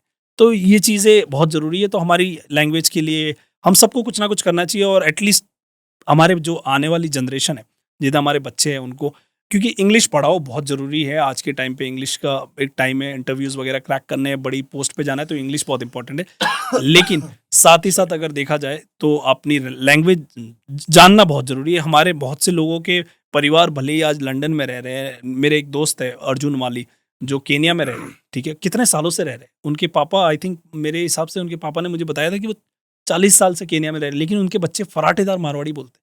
तो ये हमें अपने बच्चों में करना पड़ेगा कि हमें एटलीस्ट एक लैंग्वेज तो उनको एज़ अ अपब्रिंगिंग देनी पड़ेगी कि आप ये चीज़ को अडॉप्ट करो और इस चीज़ पे आपको बोलना ही बोलना है। घर में तो बोलिए, बाहर जाइए इंग्लिश बोलिए, हिंदी बोलिए, मराठी बोलिए, जो बोलना बोलो, लेकिन घर में अपनी लैंग्वेज। भाई अपनी भाषा बोलने में शर्माना नहीं चाहिए। बिल्कुल नहीं शर्माना चाहिए। देखिए अपनी भाषा नहीं, आपको अपने कपड़े, अपनी भाषा, अपना रहन-सहन, अपनी चीज़ें, अपने खान-पान की चीज़ें, किसी में भी शर्म किस चीज़ की है बताइए आप? अगर आप राजस्थानी कपड़े साफ़ा पहन के, धोती पहन के, मैंने बुर्ज खलीफा में मैं गया था तो मैंने सारी ये चीज़ें पहन के मैं चढ़ा था। तो क्या होता है पता है? आपके साथ लोग फ़ोटो खींच रहे हैं, ठीक है? वो आपके साथ नहीं खींच रहे हैं, आपको नहीं जानते हैं, वो आपके कॉस्ट्यूम के साथ फ़ोटो खींचे। आप वहाँ पे राजस्थान को रिप्रेजेंट कर रहे हो, ठीक है? कितनी बड़ी बात हो सकती है। देखिए, अगर क्रिकेट की बात की जाए तो 11 प्लेयर मिलके एक टीम को रिप्रेजेंट करते हैं, ठीक है? आप भले ही क्रिकेट नहीं खेल रहे हो, कुछ नहीं खेल रहे हो, लेकिन आप सिर्फ़ अपने कपड़ों की वजह से अगर राजस्थान को आप रिप्रेजेंट करो तो इससे बड़ी चीज़ क्या हो सकती सही है ये बात भी। तो शैलेश जी बहुत हो गए, अपने बहुत सारे क्वेश्चन कर लिए, अब थोड़ा फन करते हैं, थोड़ा सा रैपिड फायर राउंड रखते हैं अपन। वहाँ पे मैं कुछ पॉलिटिशियन का नाम आपको बताऊंगा, उनके बारे में आप क्या सोचते हैं, तुरंत जो माइंड में आता है वो आप बोलो, ठीक है? तो पहला नाम मैं लेने जा रहा हूँ, नरेंद्र मोदी जी, है? नए भारत के शिल्पकार, अमित शाह, चाणक्य बुद्धि, योगी जी, फायर, केजरीवाल जी, मेरा कुत्ता मुझे ही काट गया, राहुल गांधी, खाली, हनुमान बेनीवाल, अच्छे नेता है, रविंद्र सिंह बाठी जी, जल्दबाजी कर दी, गोविंद जी डोटासरा, कुछ भी बोल देता हूँ, रिजपाल मिर्धा, बहुत ही ज़्यादा बोल्ड। निर्मल चौधरी। ये कौन है? सही में नहीं जानते? नहीं, मैं नहीं जानता, सीरियसली नहीं जानता। तो ये था शैलेश जी अपना पॉडकास्ट, कैसा लगा आपको? मेरे को बहुत अच्छा लगा, बहुत कुछ बातें करी हमने और बहुत सी चीज़ें जो मुझे भी नहीं पता थी वो आपने मेरे से बाहर निकलवाई। अनइंटेंशनली या इंटेंशनली आपने अपनी टीम के साथ पहले ही शायद होमवर्क कर रखा था कि क्या कोई भी बुलवाना है। बुरा ना ही माने, है ना? और नहीं खैर मान भी लो तो क्या लेकिन नहीं मानेंगे। जो भी बोला है वो जो दिल में आया वो बोला है, तो हो सकता है कहीं पे गलती हो गई और माफ़ करने का तो खैर राइट है ही उनको। ओके, तो अपने व्यूअर्स को आप क्या बोलना चाहेंगे? लास्ट टाइम मैसेज देना है, कुछ मोटिवेशन देखिए टाइप का? मोटिवेशनल तो क्या है, लेकिन यही कहूँगा, जिस दिन तुम आलस छोड़ दोगे उस दिन तुम तूफानों की राह मोड़ दोगे, और अगर इरादे दशरथ मांझी जैसे रहे तो रास्ते में आया हर पहाड़ तुम तोड़ दोगे। क्या बात है! अगर आप काम करोगे तो नाम अपने आप हो जाएगा, और अगर नाम हो गया तो समझो काम अपने आप हो जाएगा। शॉर्ट में ये बता देता हूँ, काम कर लो नाम हो जाएगा, नाम कर लो काम भी हो जाएगा। ये सही था। आज के पॉडकास्ट में मजा आया। बिल्कुल मजा आया sir, thank you so much अपनी भी रात खराब करने के लिए और मेरे को एंजॉय देने के लिए। मैंने ये नहीं बोला कि मेरी रात खराब हुई है, मेरी रात बहुत अच्छी हुई, लेकिन आपकी रात शायद खराब हो गई। नहीं कोई दिक्कत नहीं, हम थोड़े से रात को लेट ही सोते हैं, लेकिन थोड़ा सा 1-2 घंटा लेट हो गए अब।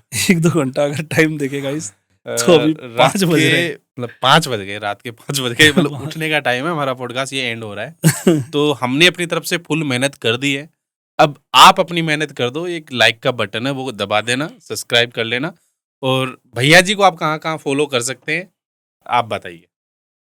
तो गाइस पहले सबसे पहले आप लाइक कर देना और चैनल को सब्सक्राइब कर देना, बहुत अच्छे अच्छे कंटेंट अभी आने बाकी है।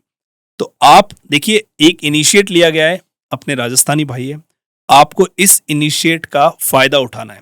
क्या करना है, चैनल को सब्सक्राइब कर दीजिए, कमेंट कर दीजिए। देखिए नेगेटिव पॉजिटिव जो आपको दिल में आए, जो मेरे दिल में आया मैंने बोल दिया, अब आपको जो लगता है वो आप कमेंट कर दीजिए, हमें उसका भी वेलकम है। और दूसरी चीज, आप किसको देखना चाहते हैं भाई साहब, अगर ज्यादा कमेंट जिसकी भी आएगा आपको अप्रोच करना है उनको, जिस भी कलाकार को ऑडियंस देखना चाहती है, जिनको बुलाना चाहते हैं, तो जिनको भी आप देखना चाहते हैं नीचे मेंशन जरूर करिएगा, चाहे वो कोई भी हो। भाई पूरी कोशिश करेंगे, अभी हमारी रीच धीरे धीरे हम बढ़ा रहे हैं अपनी, तो हम जरूर उस पर आपकी रिक्वेस्ट को हम कंसिडर करेंगे और हम उनसे रिक्वेस्ट करेंगे। तो आप मुझे फॉलो कर सकते हो इंस्टाग्राम पे गाची-शैलेश, तो वहाँ पे मिल जाएगा, और मेरा शैलेश गाची के नाम से यूट्यूब चैनल है, आप वहाँ पे मेरे गाने देख सकते हो। And thank you so much for watching भाई साहब। भैया जी की सभी सोशल मीडिया लिंक्स आपको नीचे डिस्क्रिप्शन में मिल जाएगी, जहाँ से आप डायरेक्ट लिंक पे क्लिक करके इनको फॉलो कर सकते हैं। आने वाले फ्यूचर के अपडेट्स यहाँ से आप जान सकते हैं। मारवाड़ी कंटेंट ये आपको बना के ऐसे बढ़िया बढ़िया देंगे, मजा आ जाएगा। मैंने इनका देखा, मेरे खुद को समझ नहीं आ रही थी, इतनी मारवाड़ी बोल लेते हैं, मेरे को खुद को समझ नहीं आ रही थी। ठीक है, तो भैया जी सारे आपने तारीफ करी है कि बुराई करी है? मुझे समझ नहीं आ रही थी, इतनी मारवाड़ी बोल देते। तो आप वाली दूसरी लेग अलग एरिया के मारवाड़ी है ना, हमारा एरिया अलग। नहीं मैं बुराई समझ गया हूँ, कोई बात नहीं, मुझे क्या ही हो जाएगा। ठीक है, तो ये वीडियो कैसा लगा कमेंट करके जरूर बताना। भैया जी से रिलेटेड कुछ भी क्वेश्चन हो, फ्यूचर पॉलिटिक्स किसी भी रिगार्डिंग, और भैया जी ने कुछ गलत वलत बोल दिया, वो आपको कुछ गलत लग गया तो भैया जी को मेरे को माफ कर देना, ठीक है? ओके, तो चैनल को नहीं, सब्सक्राइब एक नहीं किया। मिनट, भैया जी को और मुझे माफ कर देना, समझा नहीं मैं। मतलब क्या ये कहना फन चाहते मोड में था। तो मतलब समझिए, तो गाइस समझ गए ना आप? हाँ ठीक है, तो सीरियसली मत इनका लेना। सीधा सीधा बोलने का मतलब है गाली मुझे दे देना, इनको मत देना। मैं आपको एकदम फैक्ट बता देता हूँ। यही वाला। यही बात। राम राम सा। राम राम।